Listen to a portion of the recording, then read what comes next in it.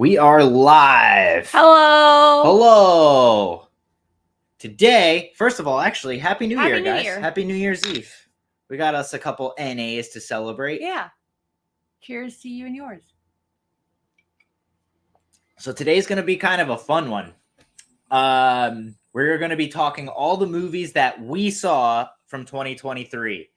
We did not see everything. Like, there's going to be some heavy hitters that aren't on our little list here that everyone's going to be like, well, what'd you think of that? It's like, we haven't gotten around to everything. We're talking about what we have seen. Yes. We haven't seen, obviously, like, let's see, a couple big heavy hitters.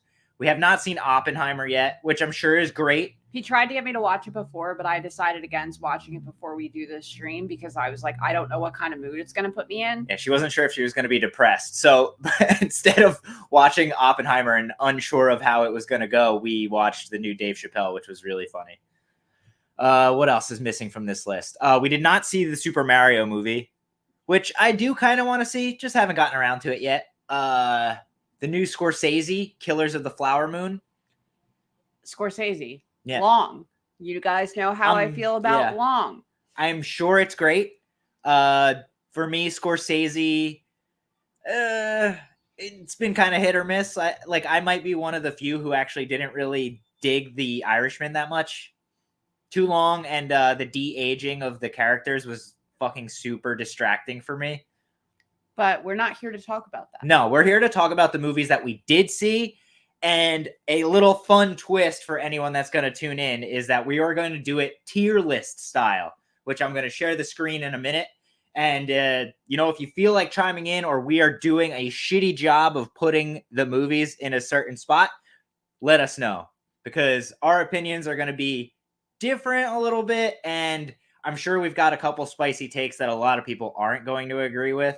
So, without further ado, happy fucking New Year. Soon, anyway. And thank you for spending your time with us, by the way. If you're getting ready, hope you guys stay safe out there. Don't do anything crazy. But let me share this. All right. So as you can see here, this is our tier list.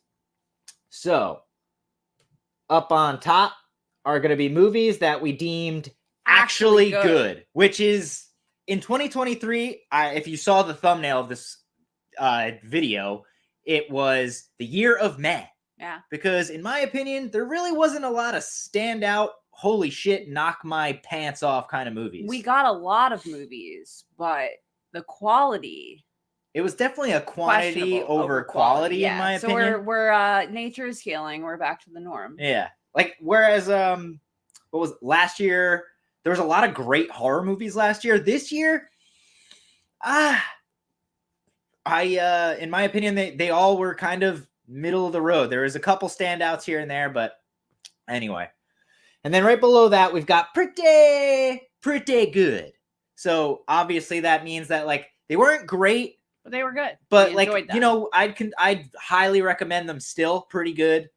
And then below that, right here, we have meh, which I think going through all this, a lot of stuff is going to end up in meh. Because I didn't particularly hate a lot of movies this year. I just kind of thought they were whatever. And then below that, it stanks. It's not that good. It's not terrible, but it's not good. Yeah, it's not awful, but it doesn't even reach middle of the road. Like, kind of like, I don't know if I'd recommend it. I don't know if I'd watch it again. Yeah, exactly. Once you get to stanks, it's kind of like, maybe avoid this one. Yeah. And then below that is where the gutter garbage dumpster fire movies, which we're definitely going to put a few in here, and it might ruffle a few feathers, but these are bottom of the barrel movies that we just like hated this year. I don't think there's going to be that many that land in there, but there's definitely going to be a few. And you guys already know Bill has spicier takes than me when it comes to being a little more articulate and why you didn't like certain things or certain aspects of movies as opposed to me. And I will do my best to remember some of these. I'm sure as Bill explains some of them, it'll come back to me. Once like a month goes by, it's like I wasn't there. Well, yeah, I mean, it's been a while since we've watched a lot of these movies as well, so it's going to be kind of hard to remember exactly why we felt the way we did. But some movies also, like, we've rewatched already, and they either like, oh wow, that was actually a lot better than I remember, and then there's a couple where that like kind of got knocked down a peg. But anyway, let's get to it. So, and these are also in no particular order, by the way. They're just, I downloaded a lot of the movie posters for movies that we did see. So they're not in any order. It's just literally how they ended up in this little folder. So that has nothing to do with the list. So let's start it off with 65 with Adam Driver. Go ahead. Sorry. You want me to start it off? Yeah. Okay. So our opinions on this movie differ. Very much. My problem with this movie is that the trailer and the movie poster right away gives away the fact that this is going to involve dinosaurs in some way, which it was to get your attention and people like you. Yes. But if you watch the movie, you know that it's like the dinosaurs don't really show up until almost like midway through the movie, kind of. And it's more about like this guy who's like traveling through time. I don't remember. And crashes. And I don't know. Like, I love Adam Driver. And I was really kind of looking forward to this movie. Like, oh, cool. A dinosaur movie. Like, it's, unless it's Jurassic Park, dinosaur movies tend to like kind of shit the bed. And sadly for me, this one shit the bed bad because you don't really get a lot of like crazy action until the very end of the movie. And the little girl who Adam Driver is like kind of protecting through this whole movie is annoying as shit to me. If you know me, she knows me well. I don't really like children actors. I always find them to be repulsive, and not because they're kids. It's just, they kind of overact. Yeah. Like they don't feel genuine, and that's not their fault. They're young. They don't even know themselves yet. Yeah. To be fair. But anyway, now tell me if you disagree, and then we'll come to a compromise. I am going to stick 65. Click. Hold on, I'm trying to click. There we go. Oh, my bad. So I'm sticking 65 in stanks. What do you think about that? I would put it in meh. In meh? Yeah. I actually gave it a 3. I just remember it ending and not feeling disappointed, but I also didn't know the movie existed. As some of you may know, I don't watch trailers and follow all sorts of movie news like he does. So I hadn't even heard about it. And then it just popped up on streaming. He goes, ooh, I wanted to see this. And I was like, put it on, whatever. And I was fine with it. I wasn't disappointed. I wasn't wowed by it by any means. But I was going to like say, like, you know what? I wasn't disappointed. But no, I was. The movie ended and I was like kind of upset. I won't fight you on stanks because I know how strongly you felt about. You know what? No. I'm going to meet you halfway and put it in meh for now. And then as we go through, we can shuffle some around. Like I said, I didn't find anything wrong with it, but it didn't stand out as like a good movie to me either. And the sad thing is like, I love Adam Driver now. I might also just be weak to him because I'm like, oh, he's in it. Gotta watch that. Yeah. And I'm not like a fangirl over him or anything like that, obviously. You like Girls, the show? That's not a promising explanation. His character in Girls is terrible. In fact, I avoided his work because of his role in Girls. We're never talking about the fact that I've watched Girls before again. So strike that from the record. Well, what I was gonna say is we're actually like one of the very few people who actually our neighborhood. It's New Year's Eve. We live in a city, moving along. But we actually liked the new Star Wars movies. Yeah, I know like Star Wars like super fans like hated them.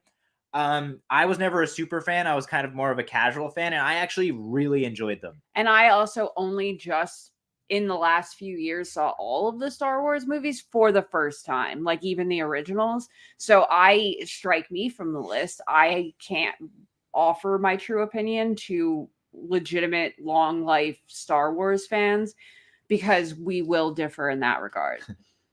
But yeah, I really like Adam Driver in the Star Wars movies. I remember finding out when we were getting to them, because we watched all of them consecutively, as we tend to do, when he was showing me the Star Wars movies the first time. What's up, Jeremy? Hi, Jeremy. Here we have Jeremy Schneider of NJ.com fame, responsible for me having a hard time getting a burrito at my favorite Mexican spot. Other than them being closed the last week. I'm just kidding, Jeremy. I love you. Thanks for watching. All right. So we came to a compromise on 65. Meh For it now, is. until Until this shit fills up like crazy, because it's probably going to.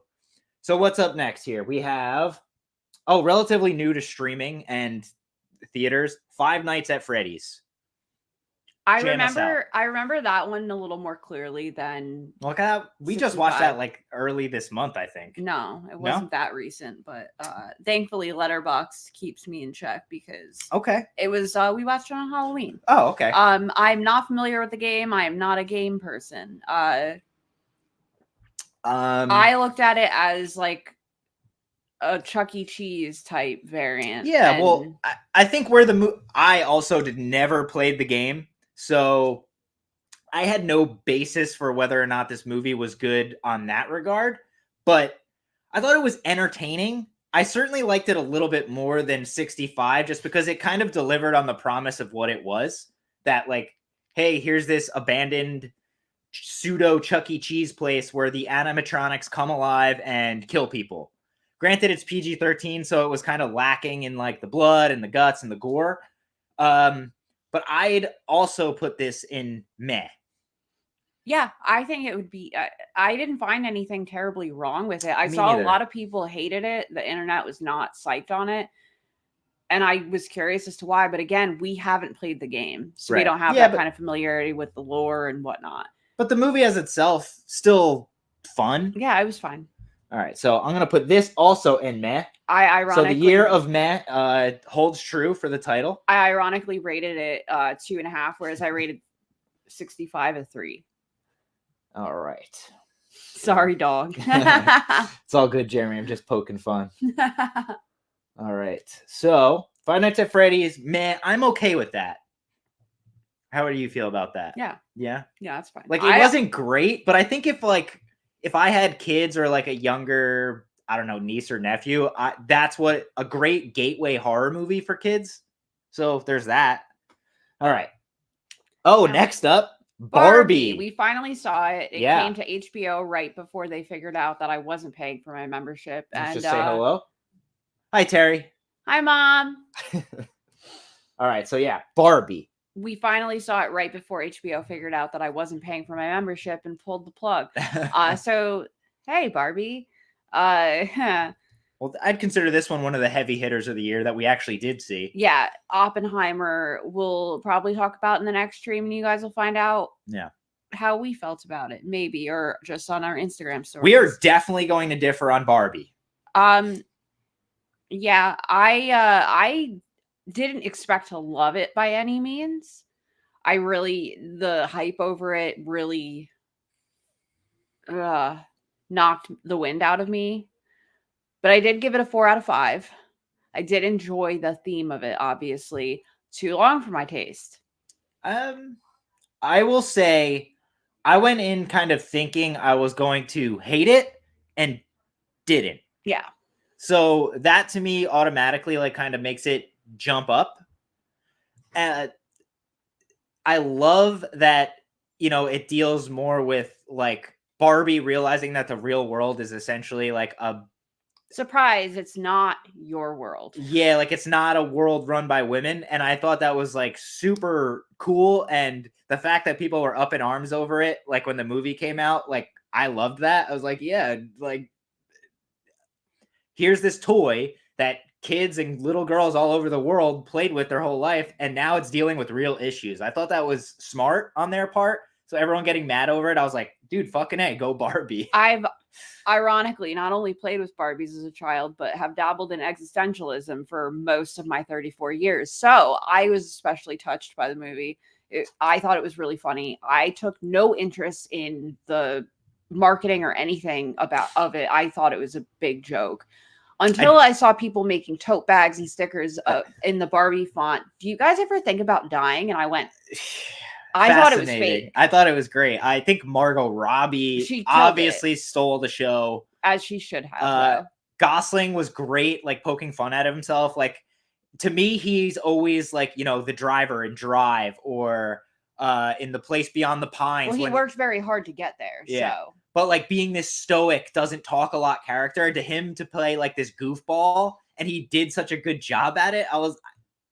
let's be real. In my humble opinion, I think the world expected Ryan Gosling to be a Ken.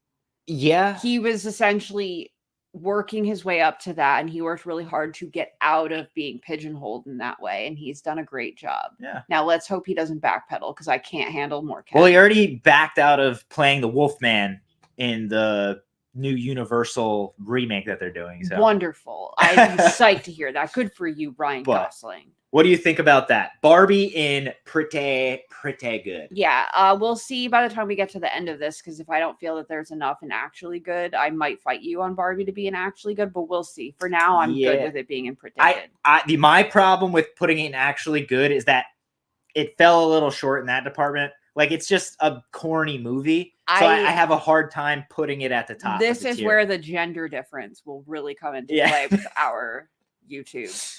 Okay. Pardon me. I got like boogers or something. So forgive boogers. It's December. All right. So that was Barbie. I think it's pretty good. I think we knocked that one in a perfect spot. So next up, we've got the return of M. Night Shyamalan, A Knock at the Cabin. It's been a while since we have watched this. But in classic M. Night Shyamalan movies, we watched it in March. Yeah. That's like a year ago in my mind. It deals with like stuff going on, and you're expecting a big twist at the end, which generally does come. This one kind of doesn't have a big twist. It's essentially like this gay couple and their adopted daughter. All of a sudden, these like people show up at their house telling them that they are going to cause the end of the world if they don't sacrifice one of the family, which fascinating. And I don't know. I kind of expected to hate this movie because M. Night Shyamalan kind of makes movies that it all relies on the twist, and there's not much substance there. He pigeonholed himself into that corner himself, and I think he's aware of that, and he will create a twist where it doesn't belong and doesn't need to happen because it's expected of him at this point. That's my personal take on it. What I thought was actually pretty good about this movie is that we, as the audience, don't know if these people are telling the truth. You know, like, we don't know. Yeah, like, what if they're just a crazy cult? My bad. Let me just... While we're talking about movies, I keep forgetting that I can remove that while we are just talking. So my bad. I'll pull it back up when we finally come to a conclusion here. The cool part about it is that we realize near the end that there's not so much a twist. It's that these people were telling the truth, and that they're essentially the four horsemen of the apocalypse, which is fucking kind of deep and rad. And you know, like, before one of them, I think the guy kills himself or something, is like the one of the things, like, one of the fathers of the little girl commits suicide or something. Again, we watched this last March. It's been a while. It's almost a year. But I remember we're due for a rewatch, so maybe I'll swindle you into that tomorrow. Yeah. Who knows? But I thought it was cool. I'm glad it wasn't like a total twist. It was just kind of like, surprise, this is real. They are really like the four horsemen. Dave Bautista was incredible, and I'm not even like a huge Dave Bautista fan, but holy shit, man, that guy can act, especially in this one.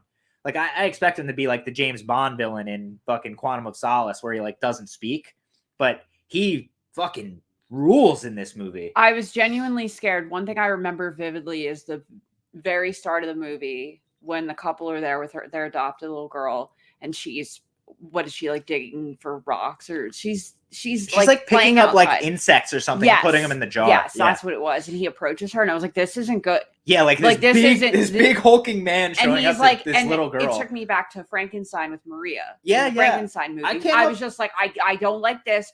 No. I can't help but wonder if that was a little bit of an inspiration there. Maybe. All right, so let me pull this back up while we finish up. Okay. My review, funnily enough, you have words. Yeah. Every now and then I have words. I like her reviews. Well, they're very short and to the point. Yeah. Okay. As I speak too. Okay. I really just don't know how to feel about this one, and ironically, I did give it a heart. I don't do that a lot. But I did rate it a 2.5 out of 5 because I was so in the middle. I was like, I want to rewatch it. I've wanted to rewatch it since we saw it, but I needed to give myself enough time. And I think almost a year is enough time. I'm putting it in meh because I I expected to hate it and didn't, but it just wasn't enough substance for me, is all. And there still was a pseudo twist with the reveal that they were the four horsemen of the apocalypse, like which they in never reality. officially announced that. It's Well, you as an audience member are supposed to be smart enough to know. You told me, because it's not even that I'm not smart enough to figure out on my own. I'm not. I was never a church person. I went when I was very young, but you clearly have a better understanding of the Bible than I do. Even I think you even figured that out, but you also taught a Sunday school class. But how do you feel about it going in meh? Yeah, that's fine Good? for now. All right, we'll see where I don't think I'd pump it up higher than that. But again, I really want to rewatch it. So in that case, if we rewatch it soon by our next stream, live or regular video, what have you, I will correct myself and re-review it, or I'll do my own 60-second one. Bill loves when I do that because I don't. All right, here we go. And I'll correct it if I She loved that movie. see. Fair enough. Mom loved it. I didn't hate it. I just didn't love it. I thought it was meh, like we've said here. So next up, all right, one we watched not too long ago, Cobweb. I messed up my system. Sorry guys, hence my cursing under my breath. If you could even hear it, There it is. I clicked out of my. Okay, so Cobweb is about this little boy who's having like troubles in school. He's getting bullied, and all of a sudden he starts hearing these noises and talking to a person within the walls of his bedroom. Thank you for reminding me. I already couldn't remember it, and we just saw it.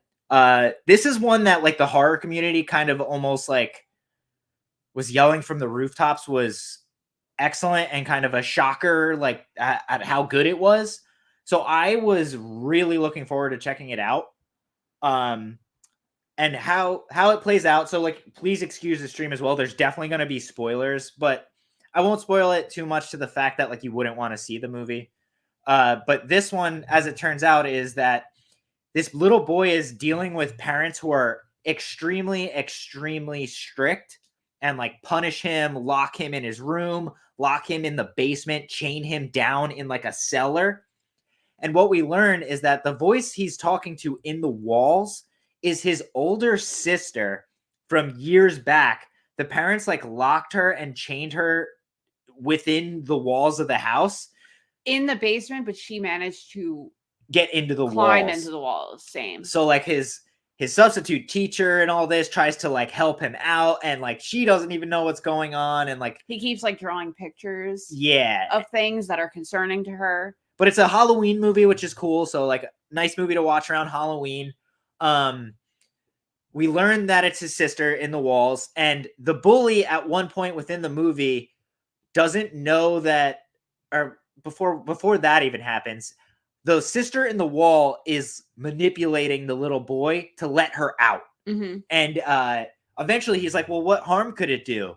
Well, he finds out. Yeah, he opens the door and like out crawls this like Samara from The Ring looking fucking spider monkey girl sister. Who's just spent most of her life climbing in the interior of their walls. And she just goes on like a killing spree. Like the bully is coming to like... Got to get it out of her system. Is coming to like exact his revenge on this little boy, and he's got like his whole crew with him, and like the sister just slaughters them all.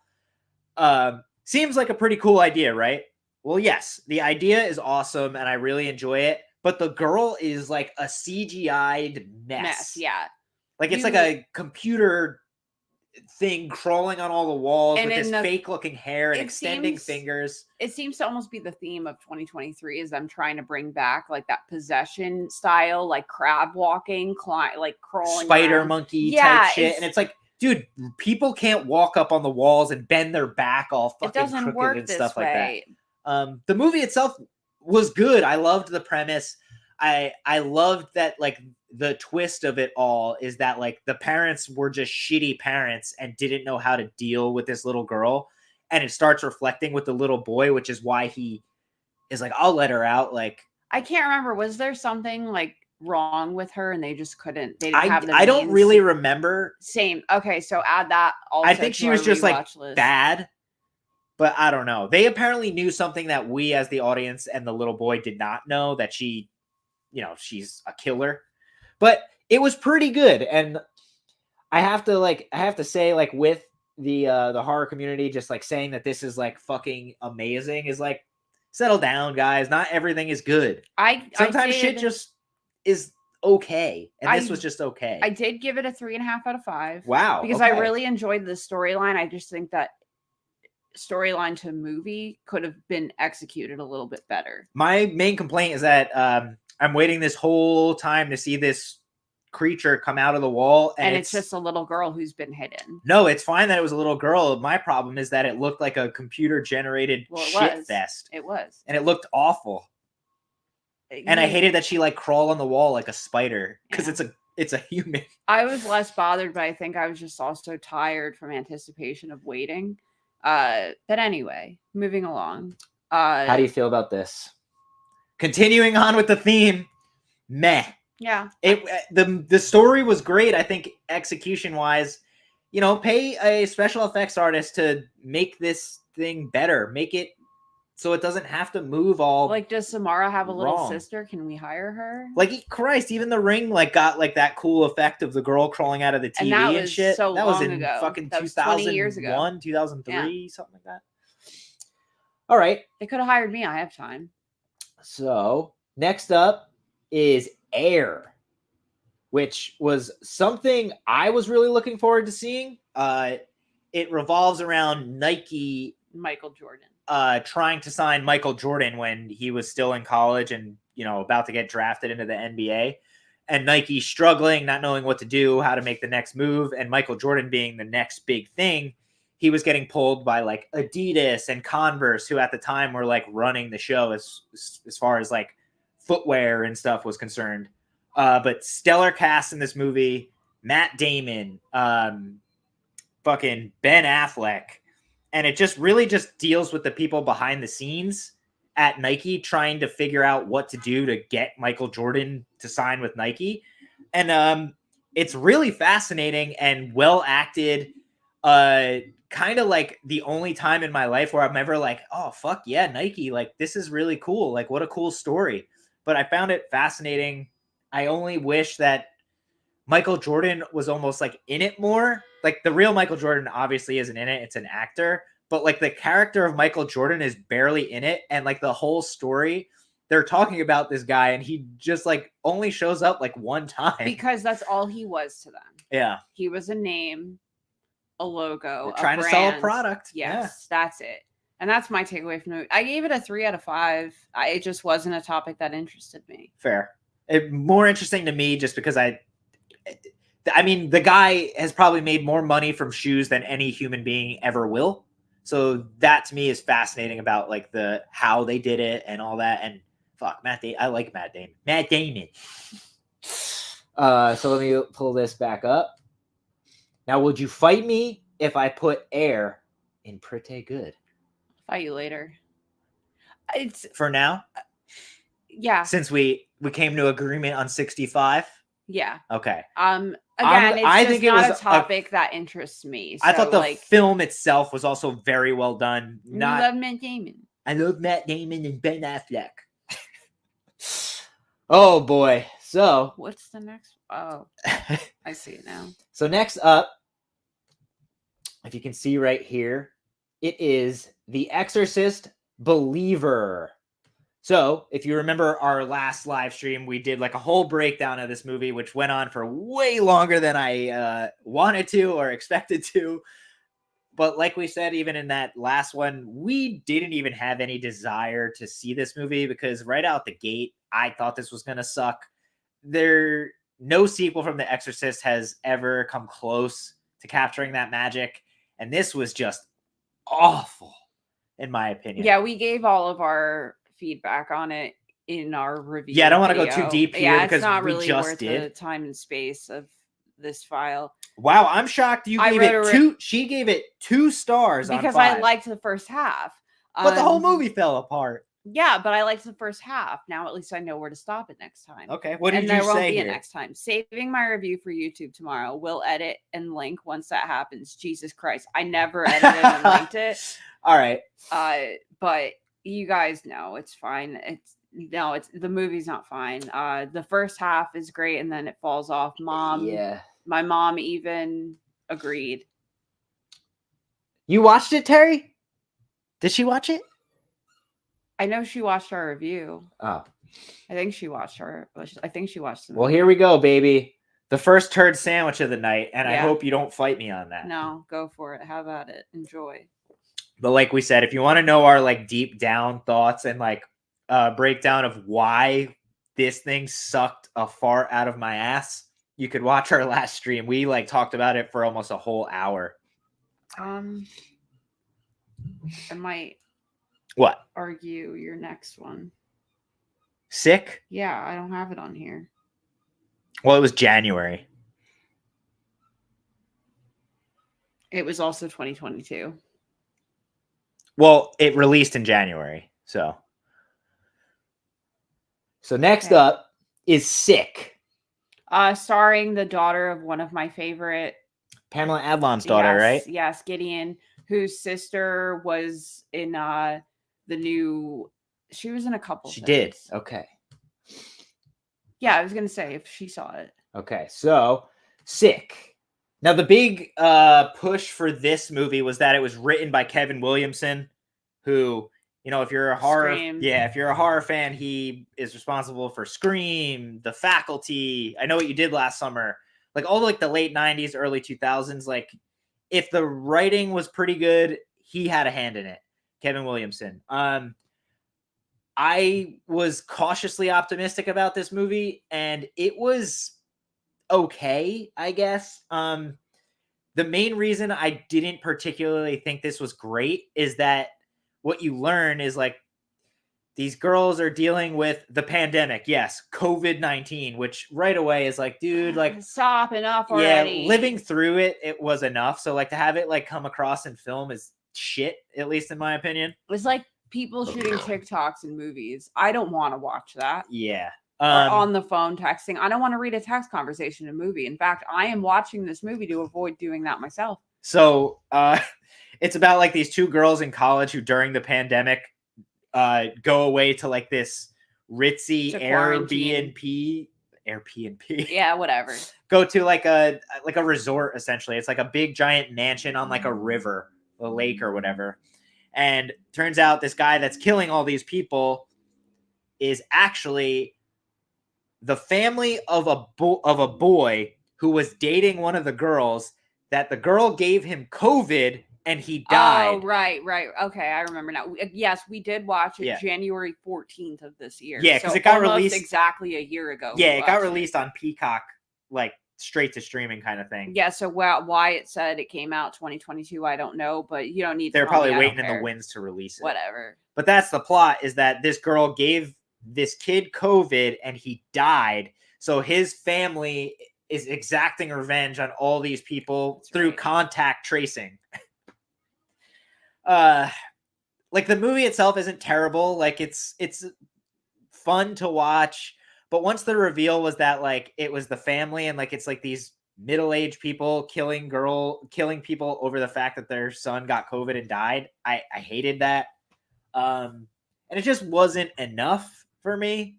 You probably don't remember it that well, do you? Well, now that you went over the plot, I do remember it now. I did rate it a 2.5 out of 5, and I liked it. Again, it's not something I do on Letterboxd that often.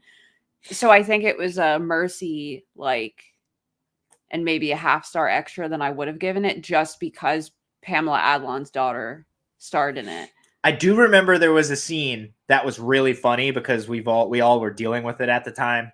The girl's running away from the killer, and she finally like flags down a car, and it's like this like older lady with a mask on, and she's in the car by herself, and she's like she's not gonna open the door unless the girl puts a mask on. And meanwhile she's running away from a killer. Yeah, it turns out that woman is like in cahoots with them anyway, but it was just like a funny scenario that we all dealt with during COVID. Like, oh, you can't come into this store without putting a fucking mask on. And I started working in the restaurant industry during COVID and the COVID fatigue is real. All right, so are you gonna fight me on this one? No. No. All right. I put it at stanks just because I don't have any desire to rewatch this movie like at all. And for a movie to like even cross that into the meh territory is I want to have that desire to rewatch it. And Sick to me, just now knowing that it deals directly with COVID is like I don't fucking need that in my life anymore. No more reminders, and no more going forward, for the love of God. Anyway. So next up, we have Scream 6.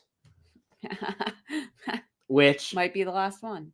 Yeah, I mean, God, now that we all have this news that like half the staff of fucking Scream 6, Jenna Ortega, Melissa Barrera, got fired from the new one, and Christopher Landon, the director, now is gone. He quit. I hope they don't make another one. Please leave it be, because these last two movies, while they were like, okay, I don't need them to make anymore. I wouldn't mind not having to talk about Scream 7 with anyone or at this camera at the end of next year. I would love to not have that be a topic. But I was kind of looking forward to this one just because the New York backdrop, that was the big marketing push for this, was that like, hey, it's the Ghostface killer in New York. And they got Samara Weaving, who is awesome. Love Samara Weaving. Everything she's in so far has been pretty fucking rad. Ready or Not. Twist. Yeah. Ready or Not. The Babysitter on Netflix. But yeah, like the big push was that this takes place in New York. But just like Jason Takes Manhattan, they filmed this in Canada. It's and severely barely in New York. They severely underutilize the fact that it's a big city. Like, you're in the apartments and you have one scene where they're like in the subway, but that's it. Like, it has its moments, and there's some funny quips in there about the two people in the very beginning, which also Samara Weaving gets wiped out within 5 minutes of the movie. She Drew Barrymore'd it. Yeah. And I was looking forward to seeing her become a character because I like her a lot, but she's wiped out. But there's the two characters. The reason he killed her is because she gave him a C or something on his Dario Argento Italian cinema paperwork. I don't even remember. But anyway, I liked this a lot more than the one prior. Same. I gave it a 3.5 out of 5, and I think it was literally just a shock over how much more I enjoyed it compared to 5, because 5 can suck a fart out of my ass. But the reveal was terrible. There's no like feeling of being. The characters don't feel like they're ever at risk here. Like, none of the main characters die. It's frustrating. There's even a scene where the one main character gets stabbed like 50 fucking times and he lives. I was just trying to think in my head, was that 5 or 6? Because I honestly couldn't remember. I did like all the movie discussions stuff too, like where they're talking about like Psycho 2 and like horror movies in general. Ironically, with Kirby, who got brought back. Yeah, a callback to part 4. Yeah, and like the little museum that they had curated of all like the old killers from the old Scream movies was a cool, like, hey, look at all this stuff. You remember it? But I liked it a lot when we went to the movies. I don't need to see the TV from Stu's head anymore. Yeah. But when we came back, I bought, or when the Blu-ray came out, I bought it and we rewatched it, and I disliked it a little bit more. Like, it didn't hold up as much as the first time when I watched it. It doesn't have rewatchability, is what you're saying. I mean, now that it might be the last one, I'll probably watch it a little bit more. But now I am going to add this one right here. Yeah. How do you feel about that? The year of meh. Yeah. No particular order in the meh category there. Oh, God. But yeah, like Scream 6 was fine. I didn't think it was like overly great. I also didn't really think it was bad. It's just like all the Scream sequels are whatever to me. Yeah, it's middle of the road. all of these, is Scream was it part of a trilogy? Is it another one of those, or am I just misremembering? Because everything brought back as a trilogy. Well, yeah, I mean they were signed on to do this 7th one, and but now, no, but no, beyond it that. wasn't like the new Halloweens where it was like guaranteed there's gonna be 3. This was just kind of like greenlit another one, greenlit another one. So all right, well, I don't I'll know. just go ahead and cancel what my thought was and what I was going to say next, and we can move on to what I already Here we go. predict where it's going. All right, next up, Skinamarink. Jesus fucking Christ. So when we first started this channel almost a year ago, this was one of the first movies like we talked about. And I was kind of looking forward to this because this was another one of those movies that like the horror community was just like, holy shit, what a movie. What a great new kind of scary movie. It's like a found footage is back. Like, ugh. But this movie is literally staring at a wall for an hour and 15 minutes. I literally spent, just like I said in that video, I bet, I waited that whole movie for suddenly somebody be walking and stuff. I was going to blow my nose. Let her keep going. I waited the whole fucking time for somebody to suck on those Lego bricks, and no one did. And I'm still disappointed. That movie was, I don't want to say, but I know where it's going to go. And I think you guys do too, based on what we're saying. I don't want to wax on about this movie much longer because you can also watch our thoughts on it back in like, I think February. Did I not even rate it on Letterboxd? That's really funny if I didn't. Or is that another I don't know. Released in 2022? No, that came out this year, I believe. Yeah, we started this in what, February? The channel? Yeah, like late January. It's 2022. I rated it a 1. Okay. And I think it's because I didn't yet know how to rate it half a star. When I posted the review, I got a few comments of being like, saying that it's about nothing is redundant is just blah, blah, blah. Wrong. You're wrong. And it's like, that's fine. But it's like, listen, you're all entitled to your opinions of this movie, but like this is like a film school reject experimental film that is brutally boring. And in my opinion, it wasn't made for me. It does nothing for me. I will never rewatch this movie ever in a million years. It is like watching an old music video for an hour and 15 minutes where there's not even good music playing. So, without further ado, let me add this back to the stage here. This is a fucking turd sandwich if I ever saw one, baby. I think that one's the #1 turd sandwich. I don't care about arranging. That's just where it lives in my mind. That to me, I knew Exorcist Believer was going to suck, so it wasn't a shock to me. But to me, Skinamarink was like the biggest disappointment of the entire year just because so many people were talking about it. And that's what it was. Now, more than ever. Oy, oy, oy. Anyway, moving on. Moving on. Next up, we have Evil Dead Rise, which is another one that we did going to the movies and like doing a review afterwards for. I really liked Evil Dead Rise. Yeah, me too. Even on rewatching it, we rewatched this when I bought this. I think we even rewatched it before it came out on like 4K and Blu-ray and all that. Alyssa Sutherland as the first person who really gets like possessed was awesome. You titty sucking parasite. That I loved her lines. I almost like wish she had more, but God, she steals the show. And I get everyone's complaints with it that they could have utilized the apartment setting a little bit better. But to me, it's like, dude, Evil Dead is so old at this point that like the fact that we got a movie that was this coherent and this much fun in 2023 was awesome. And it's also just like, I don't know, what more do you want from this movie? Like we can tear movies apart all we want as like, you know, cinephiles, you know, like, oh, I don't like it because of this.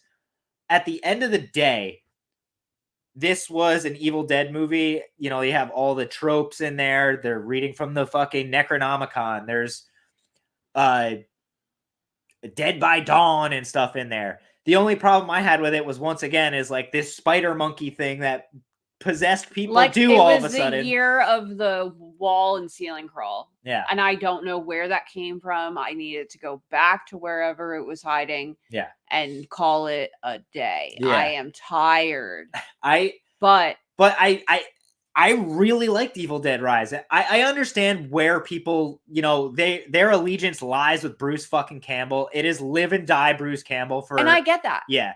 I love those movies too. But here we are. It's the same story as fans of the original Star Wars movies that grew up watching them and all of that. I totally get it. I've had friends that hate the new Evil Dead, like the remake. The remake. Yeah.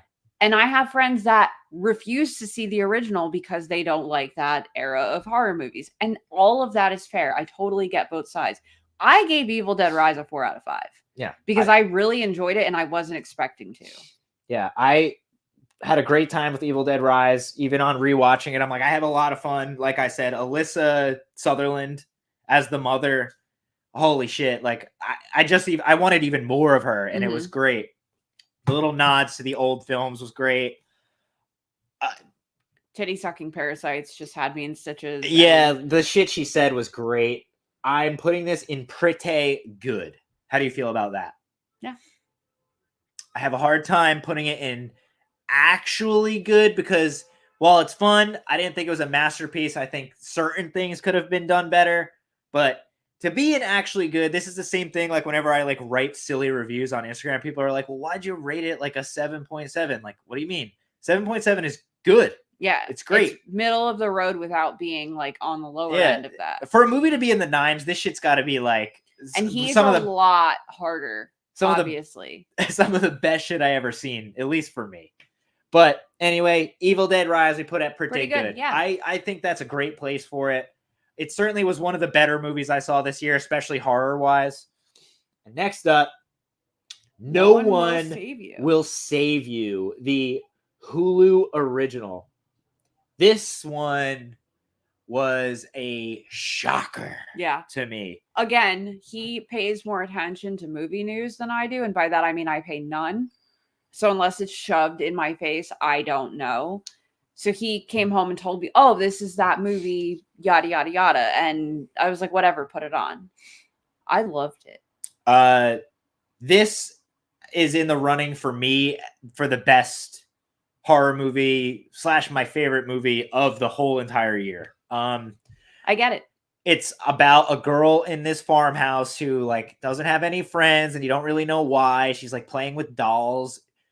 And her house comes under attack by aliens. Like an alien just shows up. And she is essentially trying to escape these aliens and figure out what's going on. And there's hardly any dialogue in the movie. Like none. Yeah. But the whole time I'm like, this is enthralling. Like it's scary. The alien is crazy looking. The way it comes around the corner, you're just like, holy shit. Like when you first see it, like I was like legitimately kind of like, oh, and I don't really ever get like that with movies. And especially a movie that was made for fucking Hulu. I hope this movie gets released on a hard copy so I could buy it. But my only complaint again is that the aliens, I won't hold it against them because we don't know if aliens exist really or if aliens move in a certain way. But there's another fucking spider monkey fucking type of creature. Alien's crawling backwards on the wall. Yeah, I guess I just have learned to ignore it because I feel you rolling your eyes next to me when we're watching it happen. One thing I will say is that I am amazed that I enjoyed this movie so much because much like my feelings on possession movies, alien movies, they don't really ever get them right. Because you don't know. So you can literally I don't even love No One Will Save You. Thanks for the rec. My man or lady, I'm not sure. Fucking one of my favorite movies of the whole entire year. But I am a big slut for the alien movies, like the Xenomorphs, like Ridley Scott, James Cameron. We have an entire display of alien action figures. I have all of the stuffed animals. I love them. Nothing compares to them. So like how a lot of people feel about the original. But you have like you even have a cool like abduction type sequence with the girl. like where she's like, you're not sure if she's dreaming. My only complaint, like I said, aside from like the way the aliens were moving at one point, it was cool to see like different stages of the alien. There was like a big one. There was one that was like running after her. So you just have to assume it's an age thing. Yeah, or anything. Ranking. But it was so cool. Like Yeah. you don't get that a lot. And since Fire in the Sky and shit like that, you don't really get a lot of cool abduction scenes. We really like that one too. Yeah. The ending was a little weird where like she just like lets it happen and she's living in this weird like almost Pleasantville type world or whatever. But I have to do this. She realized she had to learn to live with it. And our first of the night, yeah, No One Will Save You is actually fucking good. Like I love this movie and I was blown away at how much I liked it and that like it was a movie that just came out of nowhere. So happy it wasn't spoiled with any like trailers or anything like that. It was just like, hey, cool, an alien movie. Let's watch it. Not expecting much because we don't usually get much. But yeah, our first high ranking. Pretty cool. I gave it a 4 out of 5. So next up, if you can't make that out, is Renfield, the Nicolas Cage starring Dracula movie with Nicholas Hoult. I went into it very meh. I'm not a Nicolas Cage fan, and yet every time Bill puts one on, you love it. I don't love it necessarily, but I enjoy it. I always dread it mostly going into it, and then I'm like, it was fine or okay, it was good. I loved Renfield. I thought everyone was. You loved it, huh? Yeah. Yeah, everyone was kind of down about it. Steamrolling this movie. It did terrible, like bombed at the box office, which is kind of not a shock.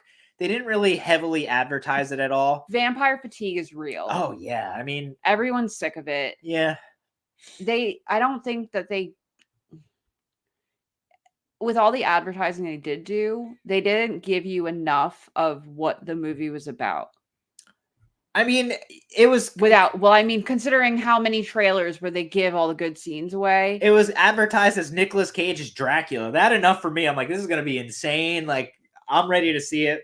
Granted, I didn't go to the movies to see it because I honestly thought it was going to be really, really cheesy. But I actually really enjoyed it.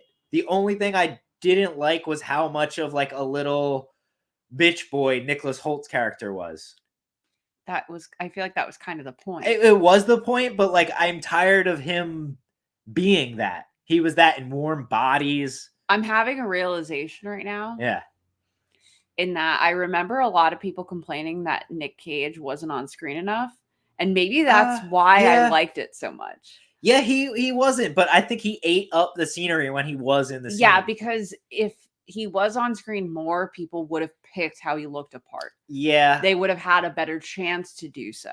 I do remember that they were leaning heavily with like the wolf imagery of like the crime family that were involved in this. So I was thinking it was going to end up being like Nicolas Cage is going to have to battle some werewolves or something. But it's like, it was weird to me that they put all that stuff in there and then never went with it. I already don't remember. I think I was just shook that I was enjoying myself so much watching it. I just thought it was really entertaining. Let me add this back up here. Honestly,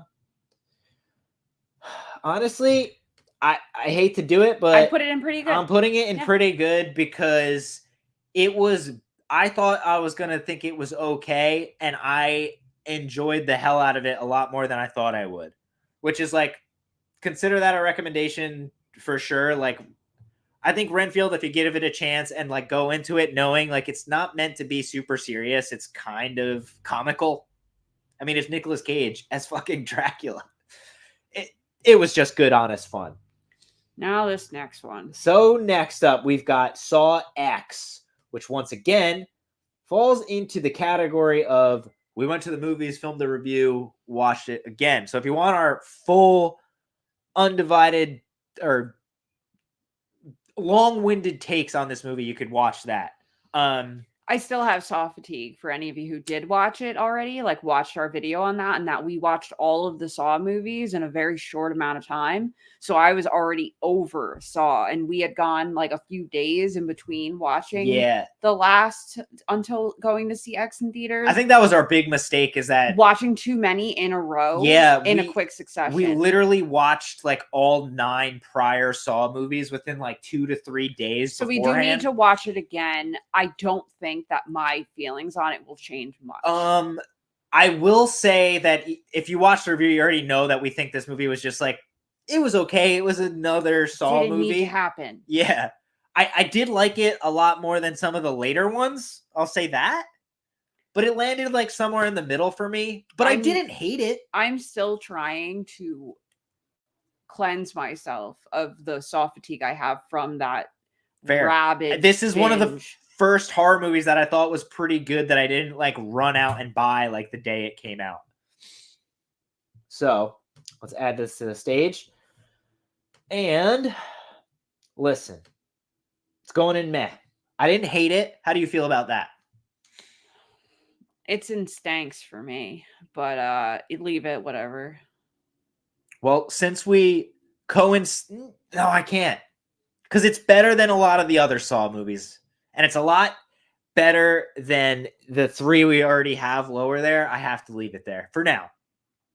All right. We could always change it. I just don't care. I was just so mentally all right, you know what? Spent by the time we saw. You don't know. No, there we go. Arguing for it. I am arguing in favor for Saw X that it deserves another chance. For me, because I am like a diehard about some of this shit, I'd rather your opinion lead the way than mine. That's terrifying. And at least, well, because we've come to the compromise on 65 and Air.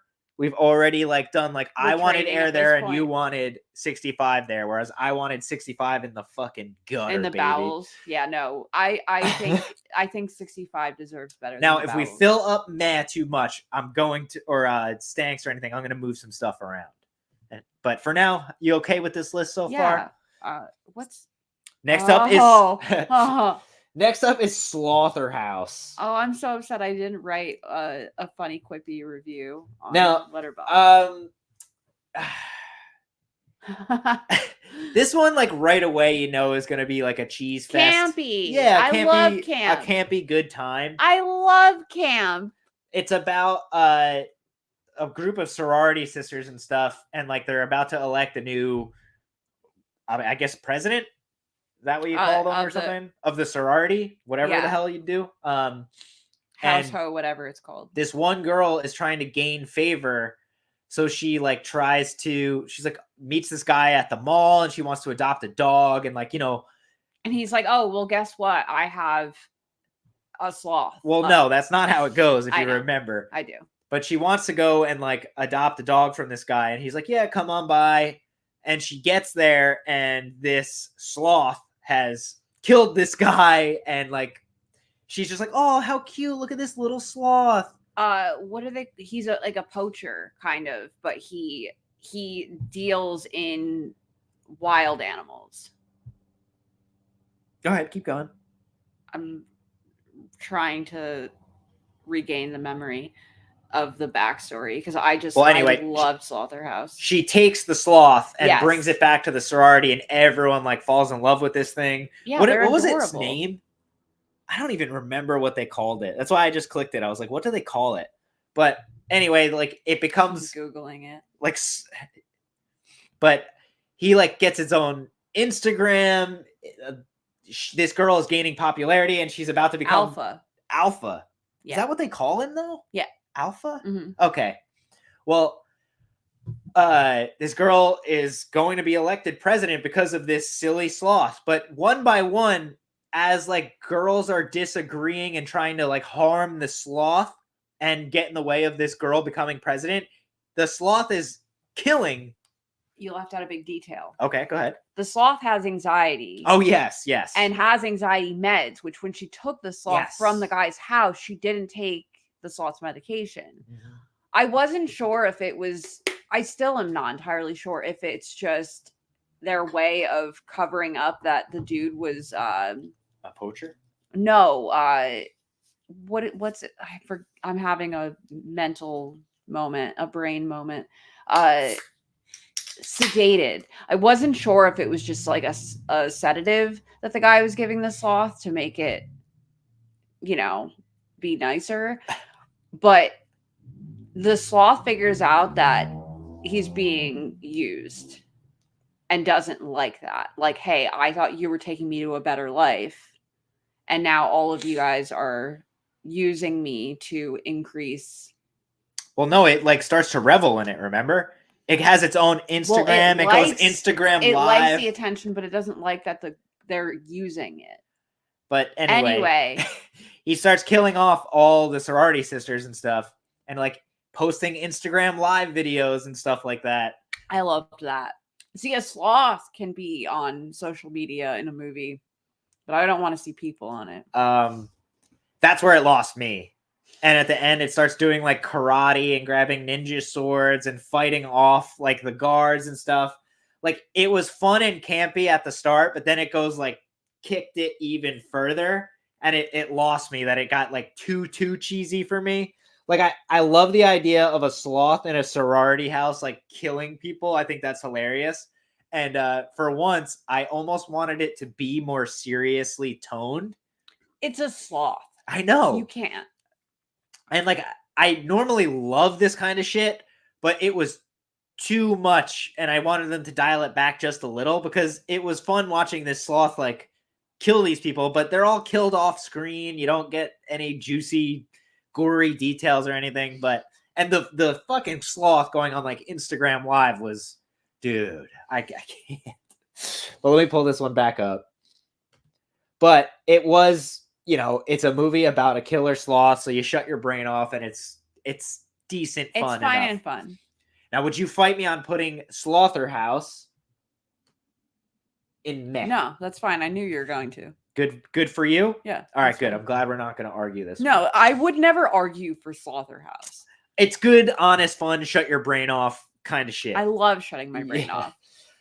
So next up was one, almost in the same vein, Cocaine Bear. I was so sick of hearing about this movie by the time it came out. We didn't see it in theaters. No. Waited for streaming, which wasn't very long. Ray Liotta, directed by, what's her name? Banks? Elizabeth Banks directed it. It was advertised as being like an extremely over-the-top movie about a bear who does cocaine and kills people, which is very far from It's very stretched from the truth. From the truth of like this bear that accidentally ingested a bunch of like cocaine from drug dealers that was dropped out of a plane. It just died. But it's advertised as like this crazy, bloody gore fest of this bears on cocaine slaughtering people. But it never fully goes to the extreme as you want it to, at least in my opinion. What did you think of Cocaine Bear? I don't even remember your full thoughts. I don't find it very memorable. I didn't need it to begin with. I think it's too crazy. Like, a sloth killing people is funny to me because a bear killing people isn't surprising. The fact that it was based on a true story. Facts, yeah.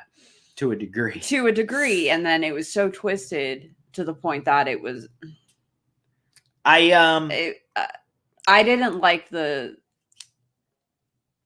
manufacturing to make it what? Like, the truth of what happened to the bear. Like, in reality? In reality, compared to what they... Well, of course they're going to make it crazy, but it's advertised as being like the craziest, most outlandish movie of the year, and it's like kind of far from that. It just... I think I would have appreciated the humor in it more. Is running like crazy. My apologies. I look like I'm the cocaine bear right now. Yeah, we're talking about cocaine I think it's just my shitty little mustache hairs or something going into my nose. But I think I would have appreciated more if it was produced by The Onion and advertised in that way, because that's like if the tabloids got a hold of the story about a bear finding a bunch of drop loads of fucking cocaine and it's a shut your brain off movie. Yeah, but I like Slaughterhouse more. This one, as opposed to Slaughterhouse, I wanted this one to go bonkers, And it batshit off the didn't. wall, and it never fully did. There's one really cool scene that I like that I think like everyone kind of can agree is when the bear's chasing the ambulance and it jumps into the back of the ambulance and kills them. But my complaint with it is that like the bear is all CGI, which of course it is. Like you don't want to be messing around with like a big giant bear in real No, life. we already know Doc Antle is out of commission for animal renting now.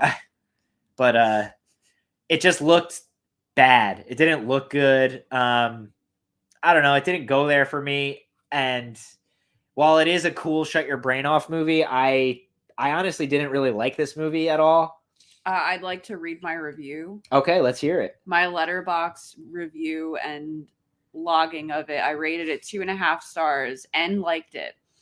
1/2 star extra for Isaiah Whitlock Jr. and his character's dog. Oh, from The Wire? Yeah, I he's forgot Clay he was Davis. Yeah, that's right. And seeing his face, as soon as I heard his voice, I looked up. I was like, yes, she. All right. Now, I did not hate this movie. It certainly wasn't the worst movie I've ever seen, but it wasn't any good. I'm putting it at stanks. I wouldn't fight you on that. Because I thought it was going to be so much better. Still fun, shut your brain off movie. I just have no desire to ever watch it again. And that's why it ends up there for me. Can you hold that thought? Talk to our few viewers. I am taking a pee break. A pee break? Yeah. All right. Well, when she gets back, I'm going to go for a pee break too. But let's see what we have up next while we're doing that. Okay, Old Dad. So I'll get talking about Old Dads because Vicky will probably have a lot more to say about this than I would. So this is one we actually just watched a few days ago. We haven't really been streaming that much because we've been kind of taking advantage of our movie collection a lot more, which is great. We have so many streaming services, but like I also have so many movies and I want to watch them in like 4K and stuff like that. But we were just strolling through when I got home from work one night, and Old Dads, directed by Bill Burr, starring Bill Burr, starring like a couple really funny comedians in there, is about a middle-aged guy who like has a young son, and he's essentially dealing with the world of today, you know, like stepping on the whole walking on eggshells thing that we all do, like the struggling of, you know, wondering what the pronouns that someone's being referred to as, things like that big boomer kind of shit. But it's really funny because you can relate to it on so many different levels. Like talking about Old Dads. I know. I could hear in the bathroom. We live in a very small apartment. All right. Well, you take over talking about Old Dads while I take a pee break. But yeah, Old Dads. Bunch of semi-middle-aged guys dealing with the political correctness of life in this generation. I just covered all of it. That's the gist of it. We love Bill Burr here. I think he's hysterical. He's very honest. I am also currently not even the middle. I'm almost done. In the midst of a rewatch of The Sopranos that we also own on Blu-ray. So I realized I hadn't watched it more than once this year. So I started and laughed when I realized that one of the other dads in it is the guy who plays Massive Genius in The Sopranos, I think season 3. So I started yelling Massive Genius and pointing at the screen, smacking Bill's shoulder like a psychopath. And Bobby Cannavale, who I'm a big fan of. So it was just really, really cool. I actually really enjoyed this, not expecting to. I'm sorry, I'm not as talky as Bill, as you guys know. How are we doing? I ran out of stuff to talk about. I'm coming. But yeah, like she was saying, it's just like these middle-aged dudes dealing with 2023 and like the realization of like what's considered socially acceptable, like veganism and like just like the over white privileged type guys. Like it's really funny. Electric scooters and bicycles share the road. I yelled it in the car yesterday. joking. And but like the people being canceled, like they deal with all of this stuff in a really funny way. In a very Bill Burr style, which is appropriate since he starred in and directed it. Yeah. So let me add this back to the stage here. I thought, listen, comedies in 2023 suck. Yeah. They really are rough. awful. Like everyone's so scared to offend people. And that's why this movie worked, is that it deals with that in a way that is relatable to a lot of people. And for me, that's why Old Dads is going in pretty good. Oh, wow. Yeah. I wasn't expecting that from you. Well, for a comedy, dude, like, if there is anyone else in the comedy world in terms of actual comedians who could have done this, I'm glad it was Bill Burr. Yeah, me too. I wouldn't have watched it if it wasn't. I definitely recommend checking out Old Dads. If nothing more than for like to laugh at where we are as a society, you know. It's just so brutally true in some regards. Like some, you know, they embellish a little bit, but it's very relatable. It was for me anyway. I know not everyone will agree. No, I try to explain things to Bill all the time. But for a streaming movie and to be directed by Bill Burr, he did a great job. Yeah, I gave it 3 stars out of 5. Oh, pretty good. I enjoyed it. What's next? I can't make out what that poster I'll pull it up right? in a sec. But yeah, you cool with it being in pretty good? Yeah, I totally back that. Because all right, so next up, my list of pretty good. Vicky can't even make this one out. No. This is David Cronenberg's return to body horror, Crimes of the Future. Oh, you had that on. I didn't pay attention, so I didn't. So you want me to kind of talk about it more? Give your spiel. Fair. Put it wherever. I'm not a Cronenberg fan. Fun fact. You like The Fly? Yes, I like a very small amount of his movies. You like Videodrome? Yeah, you named them. That's we watched The Dead Zone for the first time. That was good. Yesterday. All right, fine. And that was great. I'm not a crazy big fan of his or his son. Okay. His son, I have. You like Antiviral? His son did. I think that was his first movie. Yeah. It was. Well, we'll get to his soon. Anyway. But I'll go on. So I didn't pay attention to this. The big draw for Crimes of the Future was it was David Cronenberg's kind of like return to the subgenre of horror that he essentially was at the forefront of, body horror. And it takes place in like a dystopian future where this guy is like growing like weird body parts, and like people are eating plastic to survive and getting like these crazy elaborate surgeries. It's so weird and confusing that I just didn't like it. Like I like the dystopianness of it. And like the imagery was super crazy. Like there's this one guy who's like got his mouth sewed shut and his eyeballs sewed shut, and his whole entire body is covered with human ears. But like as far as the movie itself is concerned, it looks completely shot on a soundstage. There's nothing that I was like, wow, this is crazy. Like it was just boring and kind of pointless to me. I remember you saying this as you were turning it off as the credits started to roll. I was just so excited to see it. I don't think you realized I hadn't been paying attention the entire movie. I was probably playing solitaire on my phone. I was just so looking forward to it.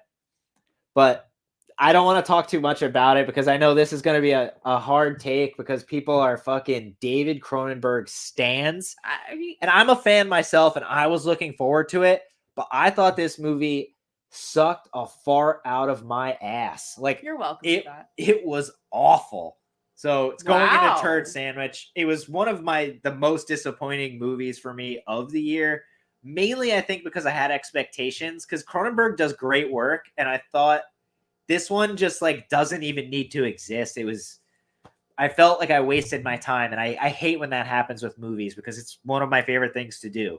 It's a movie that I scroll past on streaming, and I'll be like, oh, I still have to watch that because you played it that one day and I didn't pay attention. So next up, the first video we ever did on YouTube, which is funny. Also, the third movie now that came out in 2022, but no, it came out in 2023. That's just when they filmed it. It got released in January. Letterboxd is fucking stupid. I think it's based mostly on like production, but it got released in January of this year. Okay, whatever. But that's stupid. Megan. So let me pull us out of here. So Megan. If you want our full thoughts on this movie, you could watch our very first The video very first where we video. were painfully nervous and awkward and yeah, it's a afraid brutally to awkward to watch video. But hey, I hold it in a special place in my heart because I really wanted to make like a YouTube video, YouTube channel where we talk about movies because I have loved movies my whole life. And I was like, now's the time. And it just so happened to be that Megan was the first horror movie that we came out to covered. talk about. Yeah. I remember thinking I was going to absolutely despise this movie. Whereas I knew I'd at least like it. Okay. Going in, I knew it. I just have like horror doll movie fatigue. Fair. Like there's just so many movies about killer dolls I'm out even there. sick of Chucky still. Oh, the new TV show is fucking awful of that, by the way. But we're not getting into We're that. not going to get into that. We're just doing the movies we've seen this year, which isn't every movie, of course. But yeah, Megan was a lot better than I thought it would be. I just thought it was almost like a blatant ripoff of the Child's Play remake with like a female doll. I liked that it was with the AI technology. Yeah, cool. And like it was very much a girl power style version of Child's Play in that regard. But better than I think we both thought, really. I don't have a lot to say about it because it's been almost a year Yeah. since we watched it. We haven't rewatched it. Or We haven't anything. rewatched it. We don't really. Neither of us has much of an urge to. Did you get it? No. Okay, good. I was gonna Never say, bought it. He buys like stacks of movies every single weekend, and he'll just like randomly pull it out. I'm like, where did that come from? I think where this movie faltered for me is that it was PG-13. There's not a lot of death on screen, which is like I'm watching a horror movie. I kind of almost wanted at least a little bit, but this movie was fun. It was definitely it was Child's Play. It was the Child's Play remake with a female AI doll. To me, that's a great way to put it. Because while I do have Chucky fatigue, I liked the Child's Play remake because it's just different enough. Yeah, I just wish they called it something different. Yeah, which same. we've talked about. We talked about that even in that review. But let me pull this back up. Megan's a good time. I definitely suggest at least checking it out once. But would you fight me on this bad boy going in meh? Yeah, that's fine. I didn't hate it at all. I gave it a 4 out of 5. But again, that was a year ago, so I don't know what was going through my mind when I rated it that high. I don't know how I'd rate it upon rewatch. But hey, in 2024, we could rewatch it. Yeah. But yeah, definitely check it out. I liked it a lot more than I thought I would, which right away is a good thing. And I know a lot of people have Chucky fatigue, so maybe worth a shot. I just find that a lot of the Blumhouse movies, which this is, don't have teeth. You know what I mean? It's just kind of like, here it is, and there's never a moment where I'm like, holy shit. Like, they very rarely have. And they went in on marketing for it. I think that's why that one made a lot of money, is because I mean, look at it. It was so heavily advertised. It was a commercial on everything on it looks Instagram. like a modernized AI American Girl doll. Yeah. But good time. Yeah. I enjoyed it. This is another one that we kind of had no anticipation for. Strays. Which, who was it? It was Will Ferrell and Jamie Foxx as the voices of the dogs. I have seen so many mixed reviews of this online. So, let me remove us here. Oh, Megan was a good for a one-time watch. I wholeheartedly agree. Yeah. I'll probably revisit it in a year or two, maybe, or something like. I'll revisit it on one of my many days off while he's at work. If he's gonna wait a whole year to rewatch it. Strays deals with stray dogs. Yeah, voiced by Jamie Foxx and Will Ferrell. It's about a dog that is being treated like shit by its owner, but because he's a dog, he's dumb. So he just loves his owner, even though he can't see that the owner's trying to get rid of him and treating him like shit. So he drives him like fucking way miles out to the away sticks and drops him off and expecting like, oh, he won't he'll never find his way back now. And the dog, voiced by Will Ferrell, thinks that he's being dropped off all this way to find his way home. So his owner drives him out to the middle of nowhere, throws his tennis ball as far as he can, and then takes off. Yeah. And the dog keeps finding his way back home until he drops him off in just the right And he place. meets all these other dogs. These stray dogs. These other stray dogs, and they all kind of him. like gang together and just like have funny little moments. that like it's like a coming of age story, but with dogs. Yeah, and I loved it. It was really fun, a lot funnier than I thought it would be, especially like we were just saying with old dads. Like in 2023, good comedy is hard to come by. Yeah. But I thought this was really funny, like she said, with the coming of age with dogs. Yeah. Like talking dog politics kind of thing was hilarious to me. And like the ending is really satisfying. Like when he does finally come to the realization that his owner was a piece of shit. Yeah. And like he bites him in his whole plan is he's going to go there and bite him in the dick. Like that's what he says. I'm going to go there and I'm going to bite my owner in the dick. Once the other strays finally convince him that he was treated like shit. Yeah. Oh. But anyway, let me just pull this up before we go on too long about it. Would you fight me if I put it in meh? You know what? I'll let you have this one. Pretty good, yeah. Pretty good. Because I gave it a 5 out of 5. I fucking loved this movie. It was the first movie to really make me laugh this year. I don't have a lot to go on, but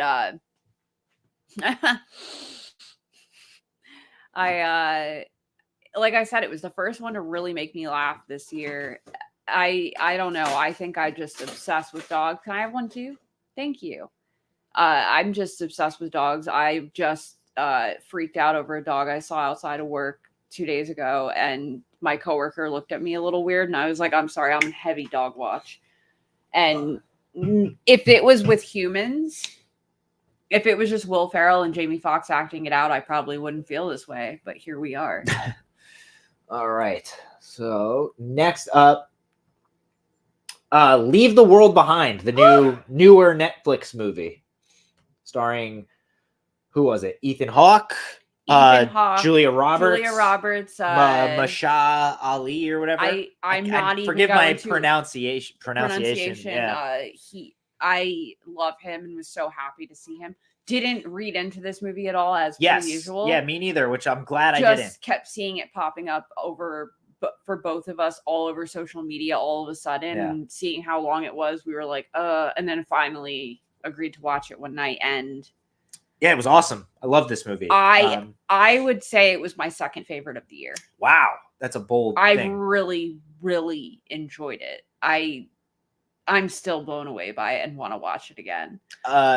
So what it deals with is Julia Roberts and Ethan Hawke have this family, a daughter and a son, and they're going to an Airbnb just on like a little weekend getaway. And when they get there, all of a sudden the internet goes out. There's no broadcasting. There's just no internet, no access to the news, no nothing. There's nothing coming out and they don't know what's going on. And Ali shows up with his daughter. It's his house that he is Airbnb-ing to them. But we, as the audience, and Julia Roberts and their family, are they actually the owner? Yeah, are they actually the owners of the house? Because we don't know, which kind of adds to the mystery of the whole thing. I mean, it's clearly their house. Eventually, you kind of figure that out. But it mostly deals with like how we as a society, like what do we do when that happens? How we treat other people. Yeah. Like you see like Julia Roberts is like sort of racism come out a little bit. It's underlying like it is for a lot of people. Yeah. And you don't realize until you're in situations, not like that. That's excessive, but like in everyday society.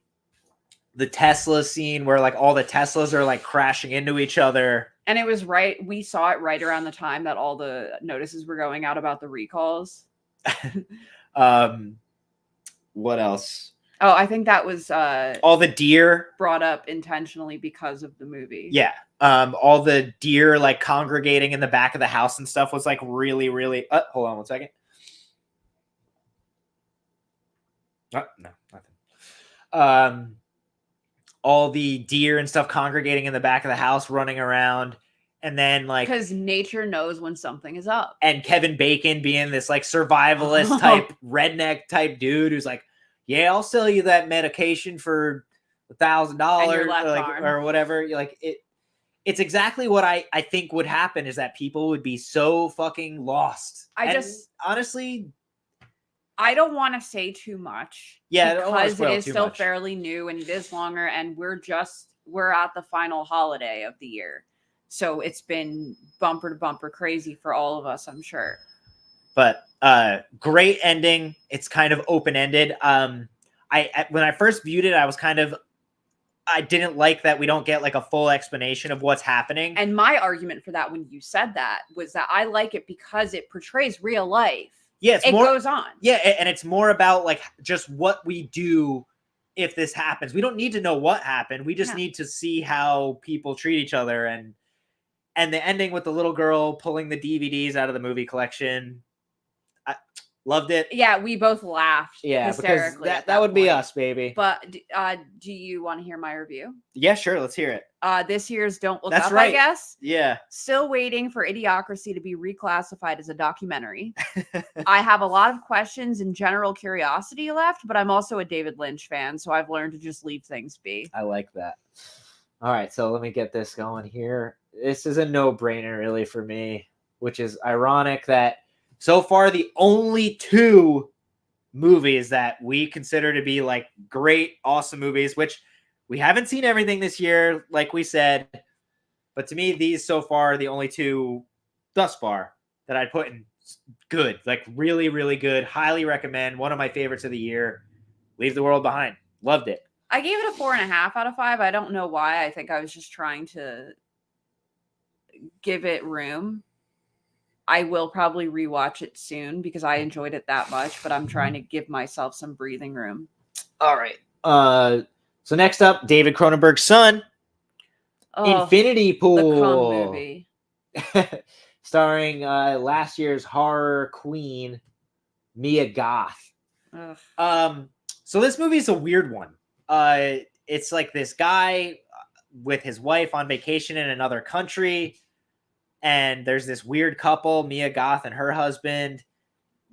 It's super bizarre, and like this won't really spoil too much, but there's a scene where he's like peeing on the beach when they're having a picnic, and Mia Goth like shows up and starts like giving him a hand job while he's taking a piss. Yeah, totally normal.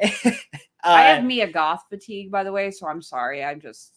I really like Mia Goth. You and everyone else. But yeah, it's just really weird. And when they're leaving, they're drinking, and they accidentally run a guy over and kill him. And what's his name? Mortensen? Who is it? Oh, it's the Skarsgård. Alex Skarsgård. Yeah, the middle Skarsgård. Bill's older brother. Yeah. He gets sentenced to jail, and oh, I remember now. I blocked so much of this one out of my mind because, like I said, I refer to it as the Cum movie. He gets sentenced to death, and one of the rules in this country is that you get cloned. You can get cloned, so you can live, but like you have to watch this old version of yourself get killed. Yeah, which is super dark and interesting concept. Yeah, that's interesting. So that happens, and it goes on, and his wife gets tired of all this going on, and she leaves, but Skarsgård stays behind with Mia Goth and all these weirdos who this has all happened to already. Over and over again. So they start like wreaking havoc, and they just keep getting sentenced to death and killed over and over again, and watching this happen.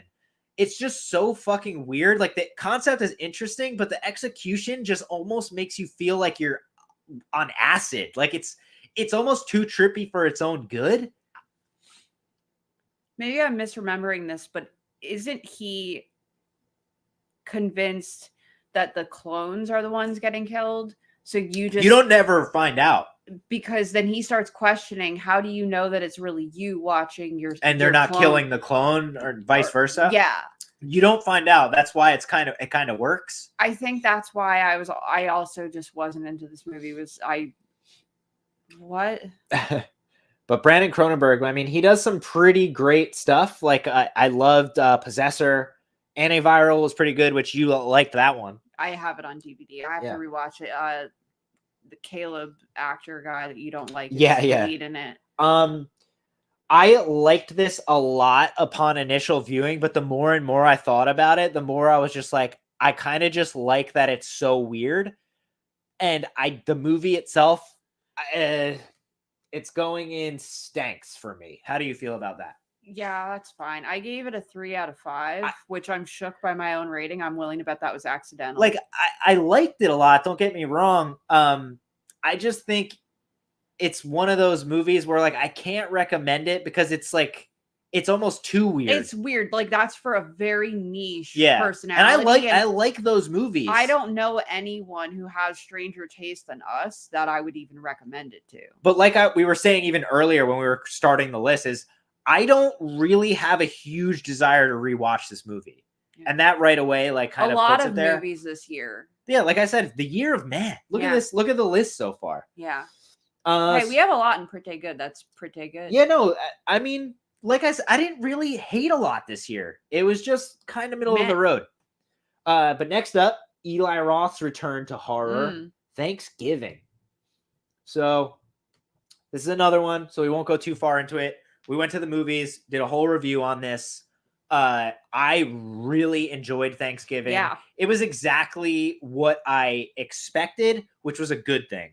It was a prototypical slasher movie that felt like it wasn't like the 80s slasher movie that the original trailer portrayed. It was more of like the late 90s, early 2000s, like urban legend and I Know What You Did Last Summer kind of vibe. But it worked really well. There's no frills. It's literally a guy in like the fucking John Carver Pilgrim mask killing people. And it was fun. Exactly what I needed. Yeah. Anything else you want to add? No, I gave it a 3.5 out of 5 nice. and a heart. I really enjoyed it. I have worked close to 20 Black Fridays throughout my retail career. I was very triggered by that, and I was really glad that it wasn't the whole theme through. I mean, it kind of was in a sense, but it wasn't like the main focus of the movie. No, it was just kind of like the thing that set the ball in motion. Yeah, so I was like, okay, the ball's in motion. Great. Pretty good. Do you agree? Yeah. I think as far as horror movies are concerned, like for No Frills Horror, it was exactly what the doctor ordered. It was fun. Can't really ask for more with a movie like that. I feel like we talked about it in one of our videos that we did after we saw it. Maybe.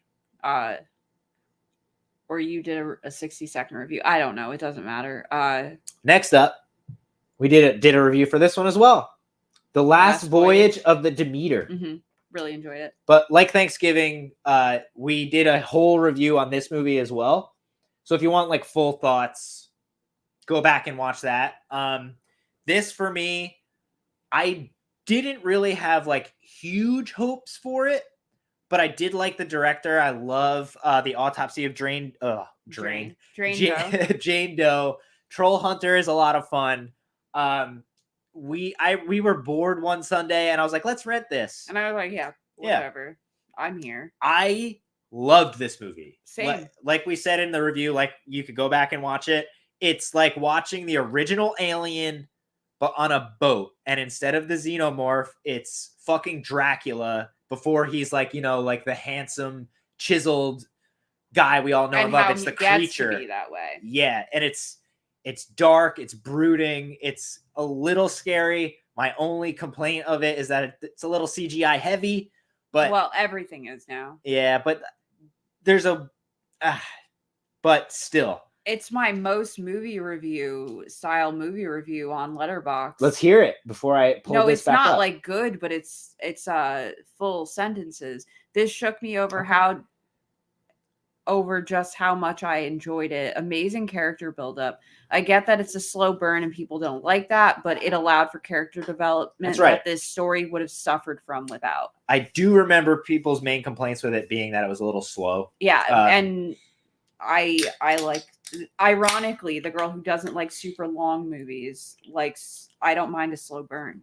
Yeah, if it calls for it and it helps, great. Let me add this back up. I don't think she's going to argue with me on this. This is one of my favorite movies of the year. Yeah, super good. And especially, again, it's just one of those movies that I had no anticipation for and threw it on and it knocked my fucking socks off. Felt like we were watching Alien. Oh boy, this one. We might differ on this here. No? Go ahead. Okay. You kick it off. All right, so this one next up is When Evil Lurks, which is a movie, again, a lot of the horror community was talking about. Endlessly, and I was just like, wait. And like for whatever reason, we like had canceled Shudder, so we had no means of watching it.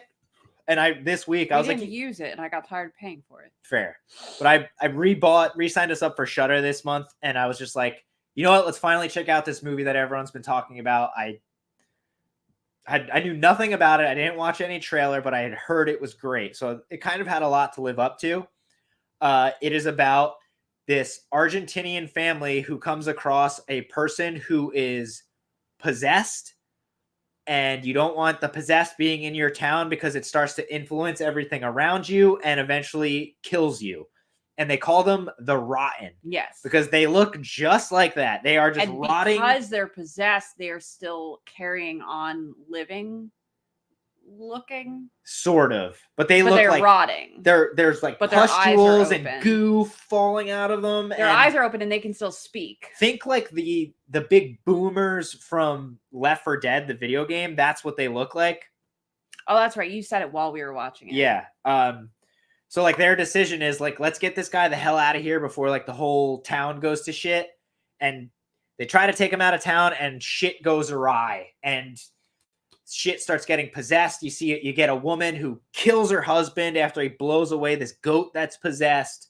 You get this woman who just did that, like starts stabbing herself in the face with a fucking axe until she's dead. It is so gnarly and grotesque and gory, and practical effects are amazing, especially with the rotten people. You can practically like smell them through the screen. They're so gross looking. But this is like the first movie all year that kind of made me wince because of the gore. And like it's so fast paced. It's like never ending. And a couple of reviews I saw said like there is no hope in this movie. Like it's just like bad news after bad news. Like it's endless, and I enjoy that. I guess I am more of a masochist than I realized. Happy New Year. But like like these two brothers are like going around trying to outrun this evil taking over, and they end up like dragging it with them. Yeah. And just like possessing they're people doing all the them. wrong things. The one guy tries to go rescue his kids from his ex-wife, and you get a whole sequence where the family dog gets possessed and rips this girl to shreds, like out of nowhere, just like boom. And you're like, holy shit. Swinging her body back and forth. It's so gnarly. His jaw over her face. And then the mother gets run over by a truck. A woman gets bludgeoned to death with a hammer by a group of like kids. And this one guy's other child is mentally challenged. And like, it's really hard to watch. Like he starts like drooling and stuff, and like his hands get possessed, and they get like, because it turns out that the spirits can't totally possess someone who's mentally challenged. Yeah, they can't break through the wall. Yeah, because their brain, they can't figure out their brain, which I really liked that storyline. But that fascinated me. A thing we didn't say is that because it's Argentinian, it's all subtitled, which doesn't take you out of the movie. So if you're like trepidatious, no worries. Like it's very easy to read, very straightforward. There were a couple subtitles they got wrong, and I was really happy. Oh yeah, with my knowledge of Spanish at this juncture, to know that it was incorrect. But super original movie, great take on like possession, I thought. And just so brutally violent. Like, all right, just like I said about No One Will Save You, add that to the list of possession movies that I actually enjoyed. Well, No One Will Save You isn't really no, a possession but I'm movie. saying this. This, add this to the possession movies I actually enjoyed. Oh, okay. But yeah, hard to watch. Like if you are a big fan of like violence and over the top gore, this is the movie for you. And I can't help but agree with a lot of the people's thoughts on this movie. I loved every second of it. Yeah. And it's also like, it was like a breath of fresh air from like the kind of meh, like toned down, like horror that doesn't have teeth of like the past few years. This one had fucking teeth and never relents. Like it just keeps fucking going. Yeah. So let me add this back up. And I don't think Vicky will fight me on putting this one up top. Do it to it. All right. I gave it a 3.5 out of 5. This is one of the most brutal movies of the year, and I really like that kind of horror. I'm not like a sicko, you know, but when it's this insane and the story is good, to me, it only makes me like, holy shit, like want to watch it more.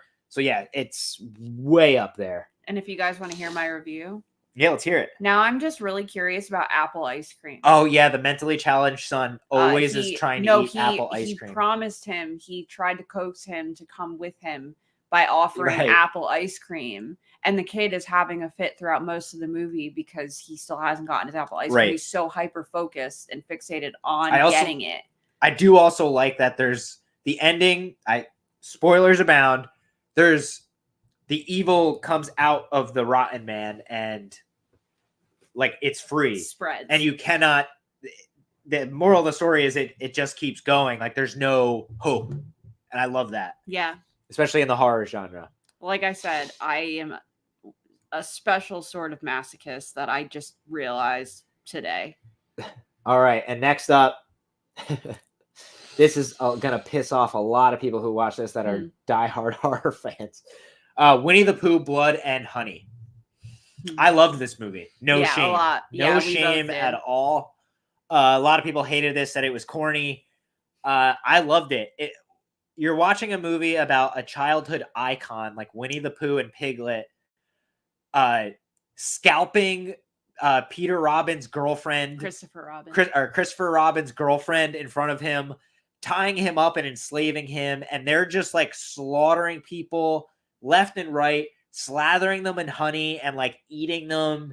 It is so obviously over the top and doesn't take itself seriously. Like it knows what it is. Like it's a movie about Winnie the Pooh killing people.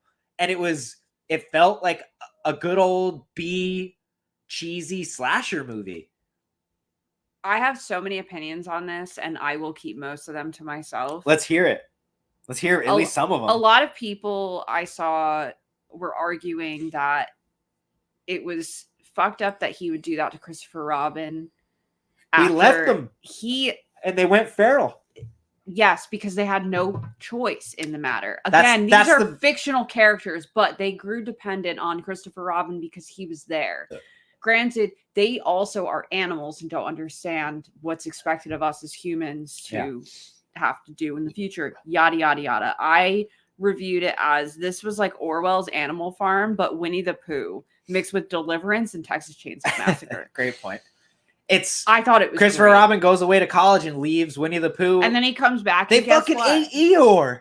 That I think was I can't accept that still. That makes me really sad. But at the same time, Eeyore also opted in for it. He offered himself up. The masks are a little corny and stuff in it. Fine. But like, dude, this was so much better than I thought it would be. I thought this was going to be so bad. Everyone was reviewing it so terribly. It was still entertaining. I have to say, I am really looking forward to the sequel this year. because my number one complaint is that Tigger wasn't in it. I was like, where the fuck was Tigger? Well, guess what, baby?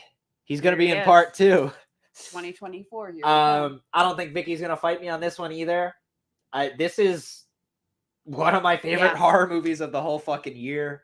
Sorry to people that hated it. I don't know what you were expecting from this. It was cheesy in all the right ways for me. One of my favorites of the year. Yeah, I agree. And continuing on. No Hard Feelings with Jennifer Lawrence.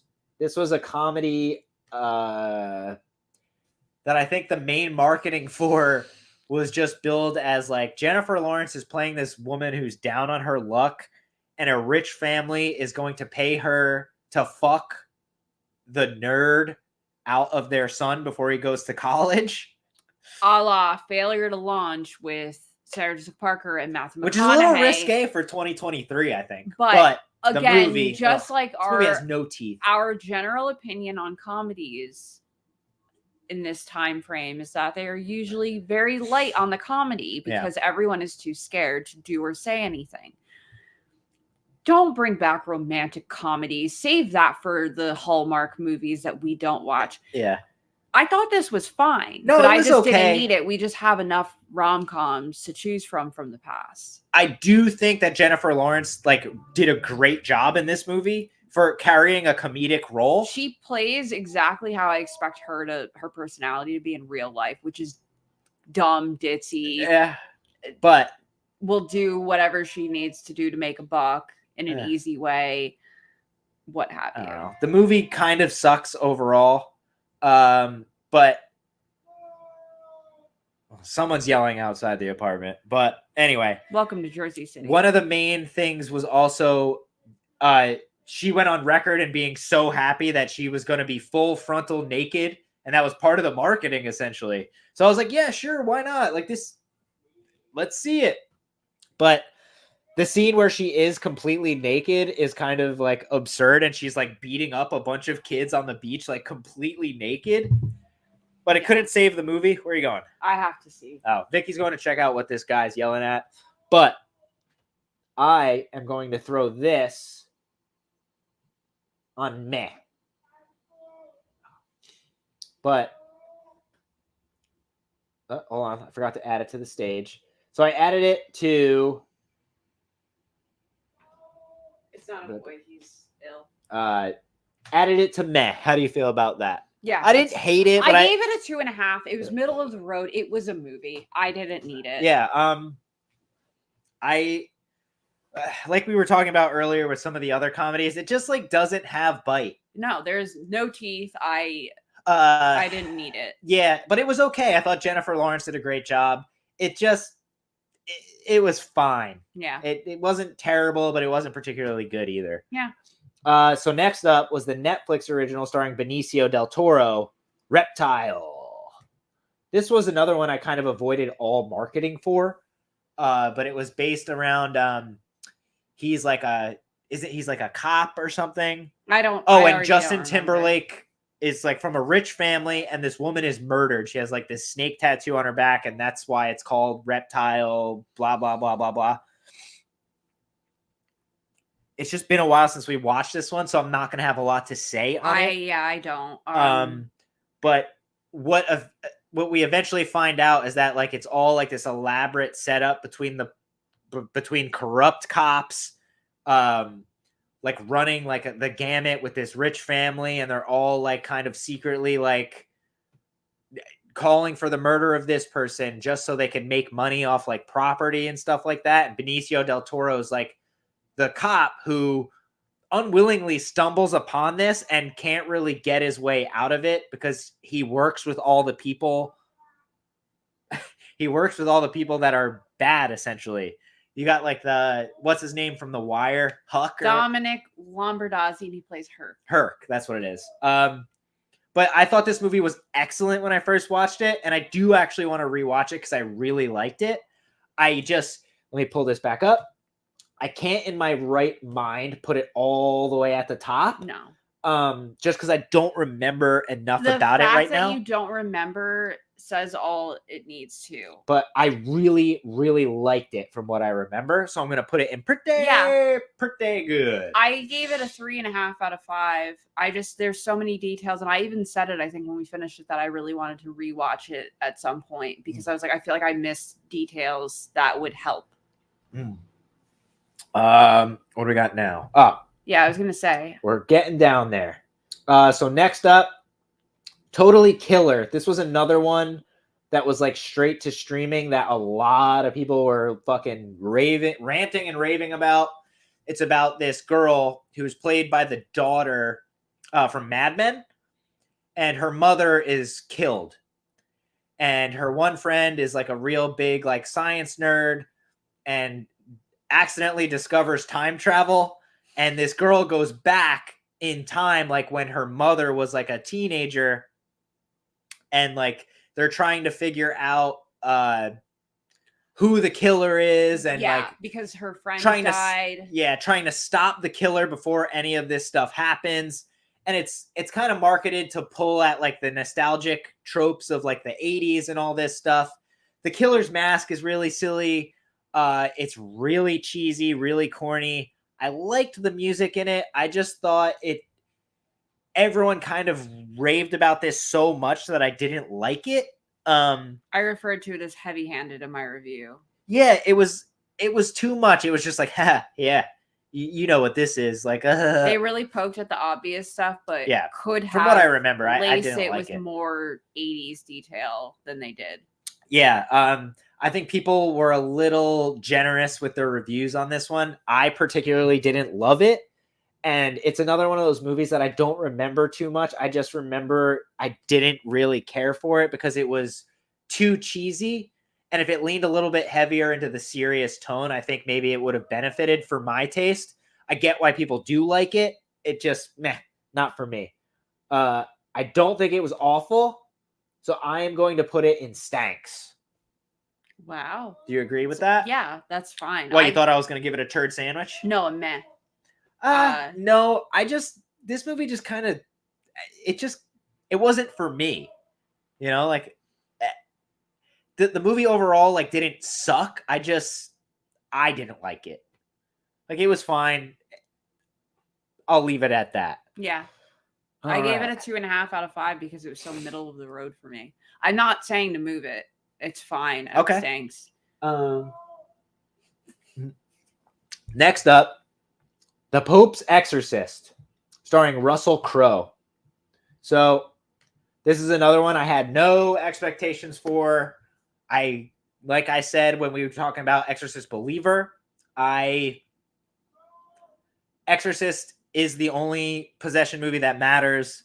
I thought this was going to blow ass, but the fact that they made Russell Crowe kind of like a little bit comedic here and like was like a drunk who didn't believe in any of the nonsense made this work because it's just the right amount of comedic, and it's actually got like some sequences like the expected possessed exorcist tropes like you got from Reagan in the original Exorcist, where like the kid is talking in some crazy speak and Russell Crowe is he's yelling at Russell Crowe all of his like past digressions and stuff like that, which was really cool. And there's some cool sequences beneath this house where this little possessed boy is, where like they caged like this old demon and stuff. But I didn't rate it because I didn't pay attention when you played it. Right. Well, because I just put it on randomly thinking it was going to suck, and I actually thought it was kind of entertaining, especially for an Exorcist ripoff. Yeah. This is leagues better than Exorcist Believer, shockingly enough for me. I had no expectations, and I thought it was actually pretty good. It's going in meh for me. Sure. Kind of crazy. I have no comment. All right. And next up, we have David Fincher's The Killer. I'll let you take the stage because I have to take a pee break. Take it away. Can you also make sure the driveway gate's closed? Of course. Take it away. I get nervous when he gets quiet out there. So The Killer, easily my favorite movie of the entire year. I feel very passionate about this. David Fincher is by far my favorite director thus far. I still have 2 movies of his to see, so he still has a chance to let me down. And even if I enjoy those, he still has the chance to let me down.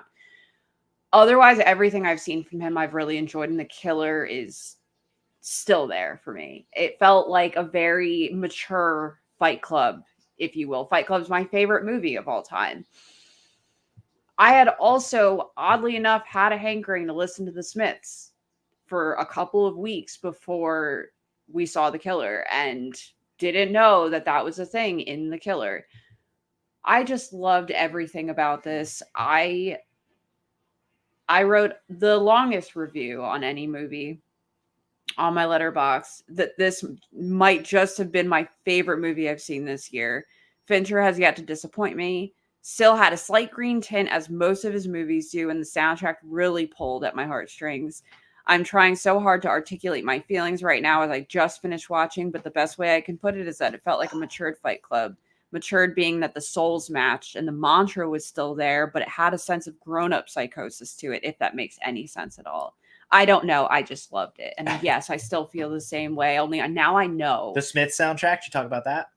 Yeah. About how he listens to the Smiths to concentrate when it's about a hitman and he fucks up a job. 10 years ago when we first met, I listened to the Smiths constantly, and he listened to them frequently too. And on our iPod classics, between the two of us, Please, Please, Please came up for us randomly on a full iPod shuffle out of 10,000 songs apiece regularly. We listen to the Smiths so frequently, and both of us have fallen off since then. So for me to have such a strong pull to listen to the Smiths leading up to seeing this movie, that blows my mind. Again, favorite movie of the year for me. Wow. Okay, well, you're not going to have any arguments with me when I it goes right to the top. I will argue if you try to put it anywhere else. I won't. I loved this movie. I love Fincher. I know she loves Fincher. I love Fincher. Everything he's ever done, realistically. The idea of like the behind the scenes of what's going through a hitman's head is what this movie is grappling with. It's Michael Fassbender playing the hitman. I love him. And his like what he uses to rationalize not only what he's doing, but like how to do it. He has like set plans and stuff like this. It's fascinating. And it's so beautifully well shot, just like all Fincher's movies are. I wouldn't say it's one of his best movies, but I loved it. It's up there for me. But it's very Fincher.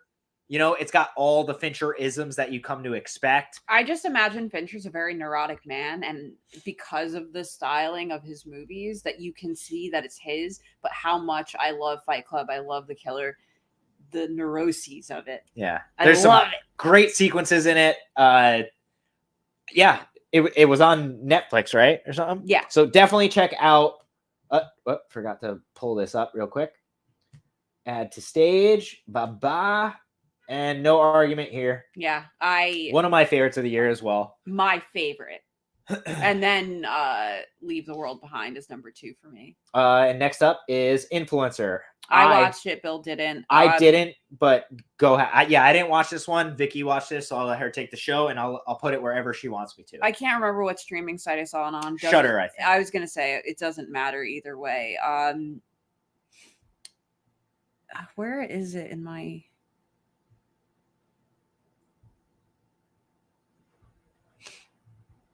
I do not know, but yeah, I didn't really have any interest in this. Movies that deal too heavily with like social media and stuff like that, I'm kind of like, Oh, because 2022, whatever. We're not getting into that again. Okay. An influencer goes to Thailand. She ends up going by herself. She's supposed to go with her boyfriend.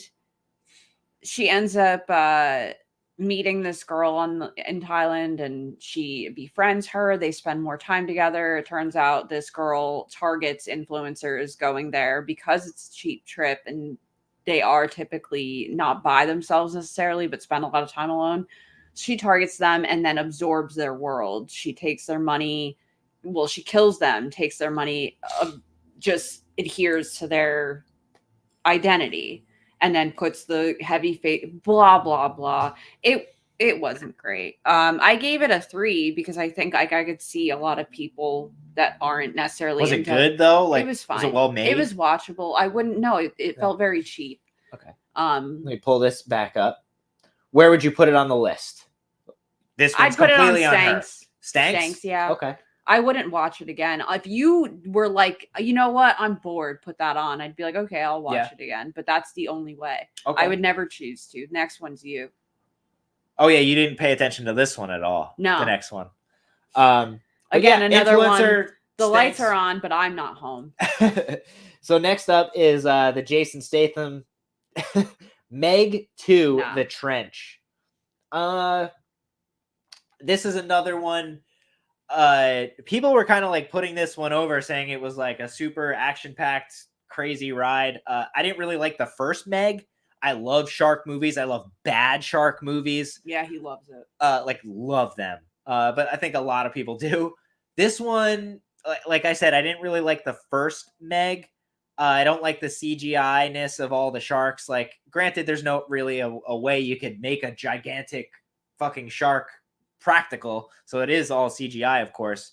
But I really like Jason Statham. I think he's a very charismatic action star these days.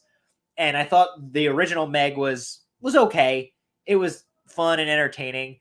But the Meg 2 was billed as bigger and better and wow. But really, it's just a movie about like these guys who accidentally crack into this trench deep in the ocean, and all these other creatures come out of the trench. and you barely get any shark action. You mostly get like this giant octopus thing killing people, and you're dealing with like these dinosaurs that are like walking on the land killing people. And it wasn't a shark movie. It was like a ripoff. It was like a ripoff like dinosaur movie with like some megalodons in it. And it was so cheesy and over the top that it just didn't work for me, that like I hated it so much. Even listening to you, who loves things like this, yeah, typically describe it, it's not for me at all. It's just it was just too cheesy, not enough shark action. But yeah, like I wasn't expecting much from it, so like I have no problem with doing this. But the people that like said it was like really fun and entertaining, to be honest, I haven't heard a single person say it was really fun or entertaining. You don't watch all the crazy I don't. people I watch, but this is a turd sandwich for me. I didn't expect much from it, so I kind of was hoping it was going to be one of those like, oh, like I think this is going to be pretty bad, but like it was actually fun. I hated it. I didn't think it was that good at all. Jason Statham couldn't save it for me, and there just wasn't enough sharks. So next up, Talk to Me. Probably like one of the most talked about horror movies of the year. Like where out people of Australia we knew were reaching out to me. Well, no, were reaching out to me and asking if we had seen it yet, or we're gonna do a video on it or anything. And we just hadn't, because we didn't know enough about it. We just avoided everyone else's videos. I'll let you go at it first real quick. I'll be right back. He's not well. Talk to me. I'm clicking on the link. So it's about a group of friends. This one girl lost her mother a few years earlier before the movie's taking place, and this particular group within the friend group gets a hold of an embalmed hand, and they have this a hand chopped off of a psychic, apparently. Yeah, like a clairvoyant. Things. And what they do with the hand is they take it to like parties. It's like a parlor trick. And if you hold the hand and like say, I let you in, this ghost. Well, you say talk to me and the ghost appears, but you're holding the ghost's hand. Yeah. And it possesses you, and they keep you within that for like 90 seconds or something like that. Yeah. And then they have a to short amount of time. Though. They have to disconnect you, or it possesses you forever and like drags your soul to hell, essentially. And this movie just deals with like one of the kids, one of her best friend's younger brother does it, and he gets possessed by the main character's mother. Yeah. So she can't let him out. She wants to talk to her mother. Yeah. And this kid gets possessed for life by like this creature or something. And he starts like smashing his head against the table, and it's really violent and gory. Because when the spirits possess you, they want to damage you to take your spirit. Yes. And there's a lot of sequences where like there's something like creepy in the corner of a room, and like you get a little spooked by it. I was a little like, oh shit. But it's like a really interesting concept for me, and I understand why a lot of people liked this, because it's dealing with young people in a cool, interesting degree. It's not just them like partying like insanely, and it's not just like a guy running around slashing people up. It's, little kids like grappling with grief. Like you said, she did a little 60-second review about how it's like how people handle grief, and I agree. And I also liked the age group within the group of friends that the movie focuses on, because when you're at that age, you were so easily influenced by your surroundings, by the people you spend your time with, and I can't even imagine being a teenager nowadays. Screw that. It was hard enough when we were teens. The thing that's cool, I think, also is that like they're not like doing drugs. Like this to them is like the drug that they're doing. Yeah, they just keep getting possessed over and over again, and it's wild. Thought the group with the embalmed hand, because there was like some focus on them in the beginning, like, oh, well, are we gonna do the thing, break out the camera? I was like, what are they gonna do? Excuse me. like, what is this? I thought, I thought it was drugs because that's just what they do in my mind. The youths. Yeah. Now, I don't think you're gonna really fight me on this. No. I'm putting it up there. I really, really enjoyed Talk to Me, and I get why people really liked it. I can also understand where people wouldn't particularly like this because it's not like over the top gory or anything like that. But for me, like as far as like a genuinely kind of like scary thought is being possessed by something almost against your will when you thought you were going to be safe, and like you never come out of it is kind of scary. And like the ending is super dark. I don't want to spoil it because it's still pretty new. But like it ends on a very dark note, and like it's just like another one of those tales of like open-ended. The cycle continues kind of thing. And it's very cool, very well done, very well shot. Kudos to them. A24 is kind of like been killing it as far as yeah. Well, they're pretty hit or miss. They're 50-50, I would say. Yeah, but I think their horror movies are pretty good and at least watchable, which is, not every movie's watchable. I gave it a 4 out of 5. My only real gripe with the movie is the scene where the embalmed hand literally becomes a parlor trick. I thought was a little long-winded. Like it didn't need to be as long. Like, all right, we get it. It's like watching your friend when we were a teen at our age chug Smirnoff Ice. Is like, well, this isn't going to end well, and it didn't. Yeah. Next up, the final chapter, at least for now, of John Wick 4. I love the John Wick movies. No shame. I think as far as action movies these days, this is like the best of the best. And, if you watch the John Wick movies, this is kind of just more of the same, and not in a bad way. You're far more of a John Wick fan than I am. As per usual, Bill likes the sequels. I just through and through always miss the first one. Well, yeah, the first John Wick is always going to be the best. It's just like the first of any series of movies. It's just the sequels get a little repetitive for me. Yeah. And that is why I gave it a 3 out of 5. I did still heart it. Okay. But it's just the longer we go, I'm like, all right, already. Yeah. This is coming from a girl who's watched like 6 James Bond movies this year, and I am exhausted. But if you know these movies, it's John Wick is an like hitman of sorts who, there's this whole underworld of like hitmen going to like this club where they're like, you can't hurt anyone there. And John Wick is kind of towing the line of like what he can and can't do. But like everyone's kind of on his side. It's like, fuck yeah, like go get yours, John Wick. And where John Wick 4 I thought was really good is that the last ones weren't. I thought they were just kind of getting a little long in the teeth. And then Vicky wrote, "Where's my short ass movie?" That's right. This movie is like 3 hours long. Yeah, for no reason. But like, get out of here. This kind of culminates with like the end of his storyline, and there's so many fantastic action sequences in this one. There's a great chase scene around like this circle, this famous road. I think it's in like Paris or something, where like all the cars are driving in a circle and John Wick is like fighting while everything's going in a circle. And there's this awesome scene where like you get an overhead view shot of John Wick just like killing all these people from overhead, like old school Grand Theft Auto games. And it's just awesome. And like the whole last sequence of John Wick trying to get to the last guy to like save himself.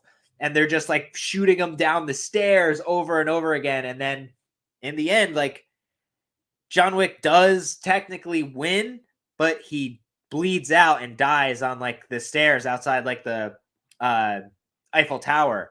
And it's like, did he die? It's like, holy shit, like his story has come to an end. But I thought it was a beautiful ending. A little long, but I thought this was great and much, much better than the John Wick 3 Parabellum. A little long. Read the only comments on my review. Let's see it.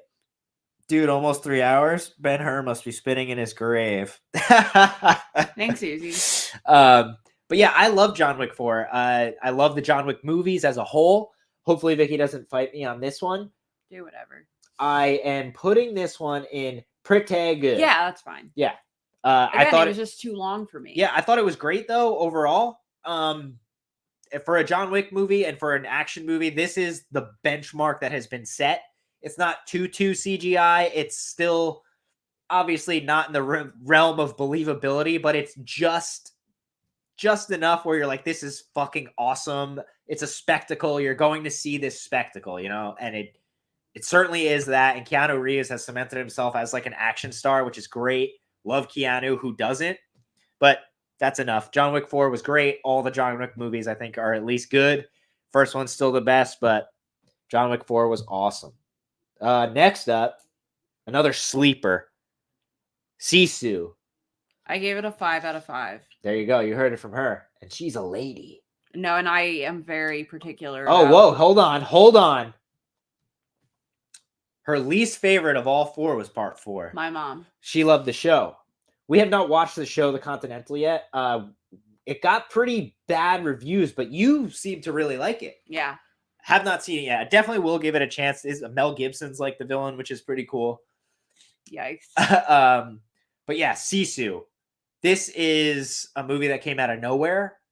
It might have come out last year. Yeah. But it didn't get released in the States until this year, so counting it for this year. It is about a guy who lives on his own, who's like just mining for gold, minding his own business while the Nazis are occupying like all of Europe. Obviously during World War II. Yes. And what they don't know is that this guy is like a fucking gnarly soldier from back in the day who's just trying to live the quiet life now. And he finds all this gold and is walking into town, and he runs across all these Nazi soldiers passing him. And them being bastards, they try to rob him of all this gold, but they don't realize that he is a badass like assassin who just fucking rips them to bits. And the whole movie is essentially like them trying to kill him and steal his gold, and he just keeps thwarting them. He can't be killed. But this is so brutally violent and over the top. It's like Death Wish, but like even more over the top and taking place in the 40s. Oh, yeah, let's add this. Sisu was my favorite movie this year. You go, Mom. Yeah. But anyway, Sisu is great. Great revenge story. Brutally violent and over the top, but it never like feels like it's taking itself too seriously, and that's why I think it works. It was 91 minutes, chef's kiss. But like it also didn't hurt like seeing all like these Nazi soldiers getting slaughtered by this guy. Like it's like, yeah, fuck right, dude. Like, yeah. But any further thoughts on Sisu? It's the ending gets a little crazy when he's like hanging onto the plane and shit, but like the movie's over the top already. My dad and me. You asked me any other notes. I just wanted to check my last box of the movie. My review on Letterboxd for it was I want to cry over how much I enjoyed it. Yeah, I love a great revenge movie, and this was a shocker stunner to me. Yeah, loved it, and I highly recommend checking out Sisu. I don't think Vicky is going to knock me for this one either, but fucking yeah. One of my favorite movies of the year, Sisu. Highly recommend checking that out. I don't think it's streaming anywhere is the problem. So like the reason I heard nothing about we rented it, didn't we? No, I bought it randomly. Right, and we just got lucky on a blind buy. Yeah, like I heard people say it was a good movie, and I was like, oh, cool. It's about like war.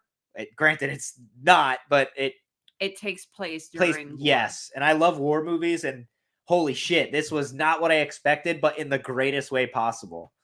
And next up, The Flash. Yeah.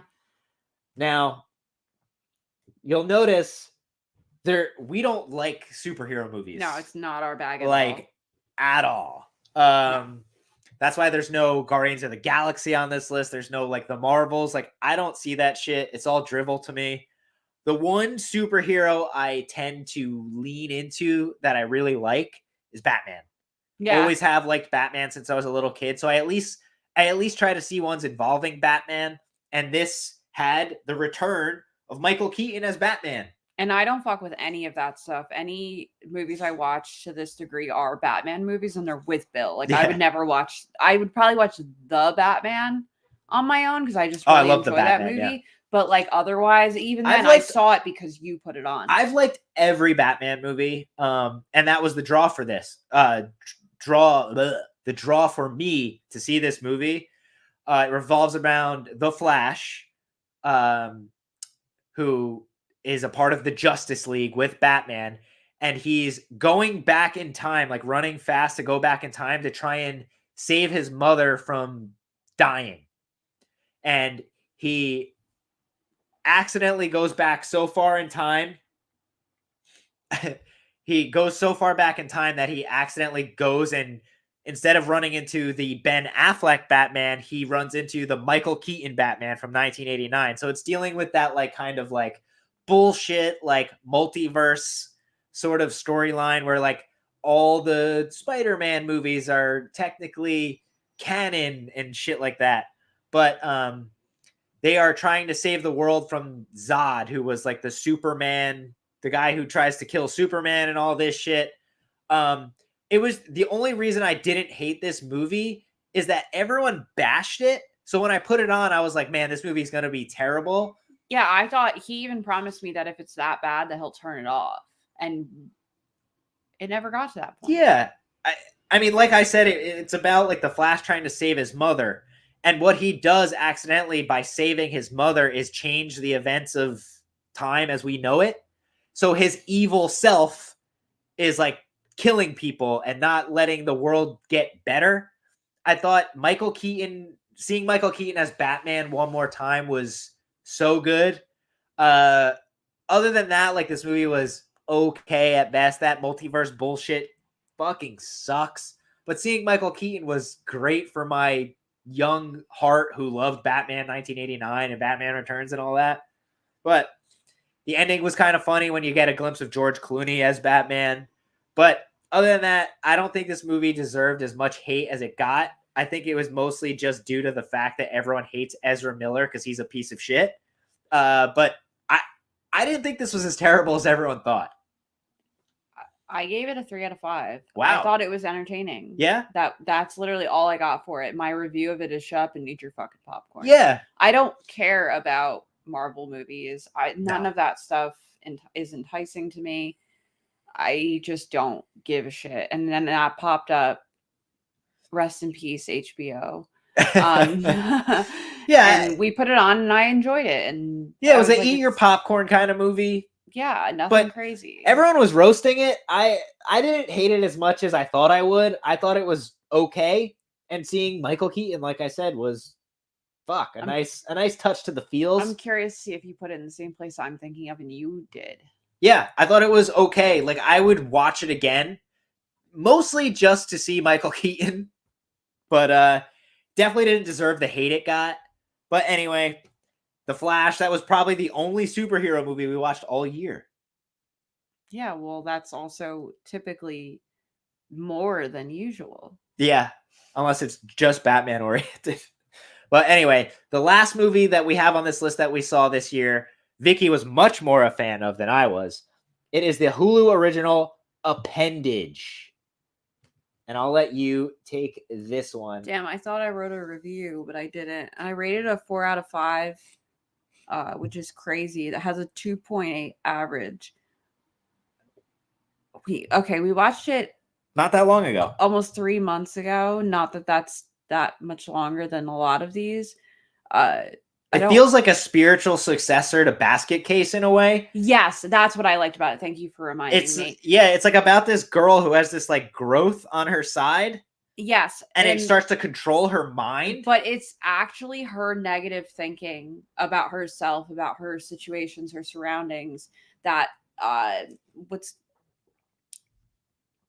they physicalize within her. So it's like her anxiety becomes like an appendage. And the worse her anxiety gets, the larger the appendage gets, and then it gets off of her. And tries to control her and take over her life and keep her prisoner. And I, as somebody who suffers from anxiety and have for my entire life, I liked it. I thought it was a great metaphor.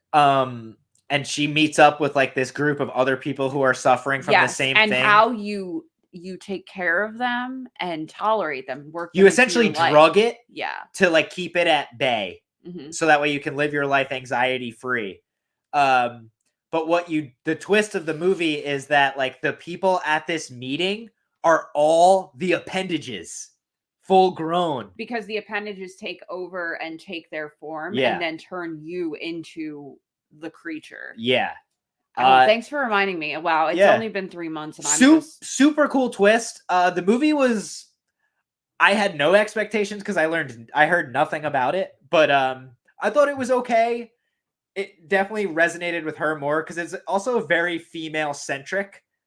Like it deals with like a girl having like woman problems. Female really. anxieties are very different than male anxieties. This isn't a gender thing, but men typically don't understand that when women have anxiety and worry constantly about nothing at all, it's not really nothing.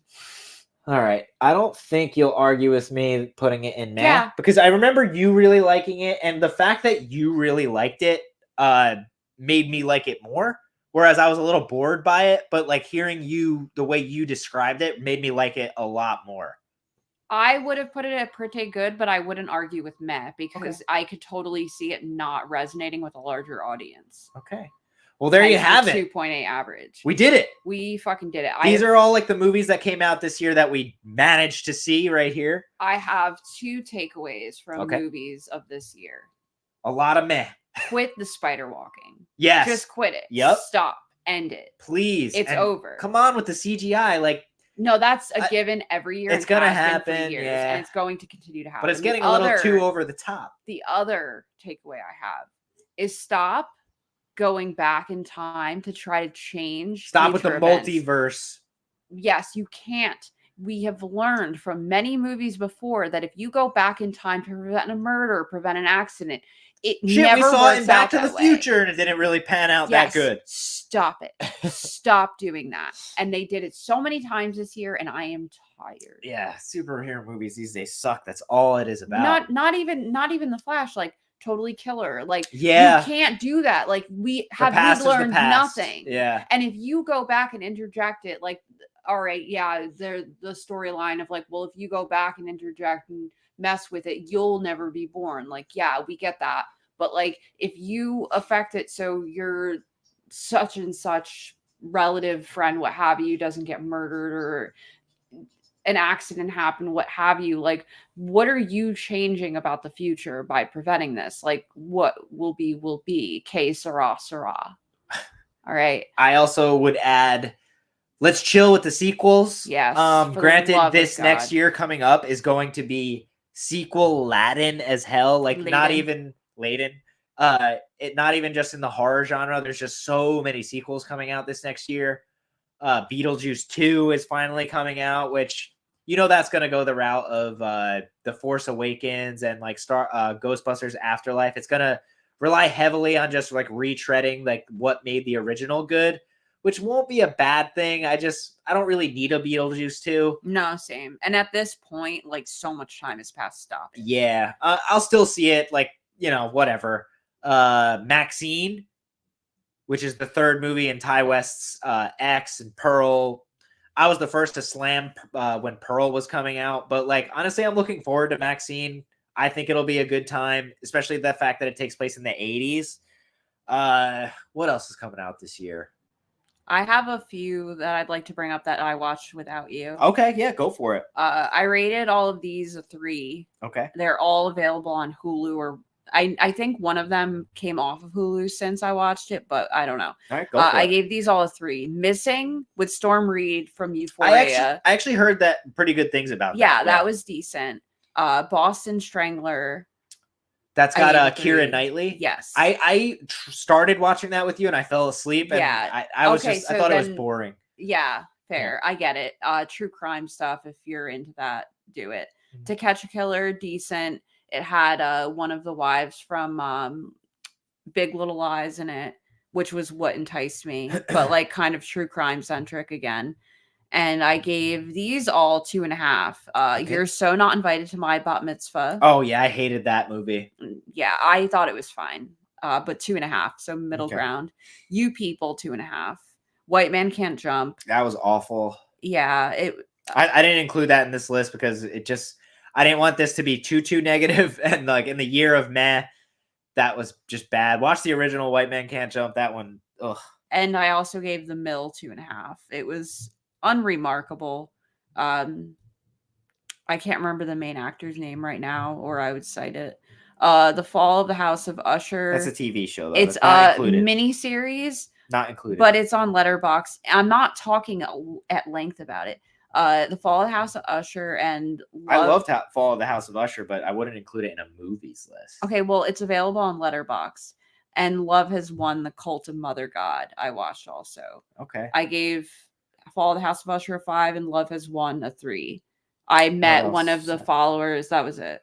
We Have a Ghost. Oh, We Have a Ghost. I gave a 4 out of 5. That was the one with David Harbour. Yeah, I really enjoyed that. That was okay. Really that sweet. Was cute. I'm sorry I didn't include that on this list here. Yeah, I was gonna say I could. I'd put that at pretty good though. Yeah. Entertaining for a Netflix movie, really and I really like David Harbour. Same. It was more of a family ghost story, but still pretty good. I met one of the members of the Cult of Mother God while I worked in Manhattan. I told her to get out of my store. That's all I got. What other movies are you looking forward to this year coming? Maxine, I'm really curious about, but I'm not getting my hopes up. Mm-hmm. Is there any you can think of that I spoke? Maxine, Beetlejuice 2. I'm Twisters, the sequel to Twister. No, I'm not looking forward to that. I like Twister. I haven't seen Twister in forever, and I even rode on the Twister ride at Universal when I was a kid. You just got covered in water, and there was a giant plaster cow. I'm just curious to see it because I know it's kind of going to be a dumpster fire and a CGI disaster. What else? There's a few movies coming out, but yeah, that was what we watched this year. Vicky's already phoning, so that means she's done. Yeah, call it a show. But we thank you guys for watching. Yeah, appreciate it. There are a couple movies we didn't see that were big heavy hitters, like Killers of the Flower Moon and Oppenheimer, which I do still want to see. We just haven't gotten around to it yet. But that was our list. Let me pull it up one more time for y'all. This is where it all ended up. Pretty good list. I'm okay with it. We ended up with a lot in the good sections. Yeah, there's a lot more in good than I thought there would be. But I'll save that picture just so I know where we ended up in case I want to change it.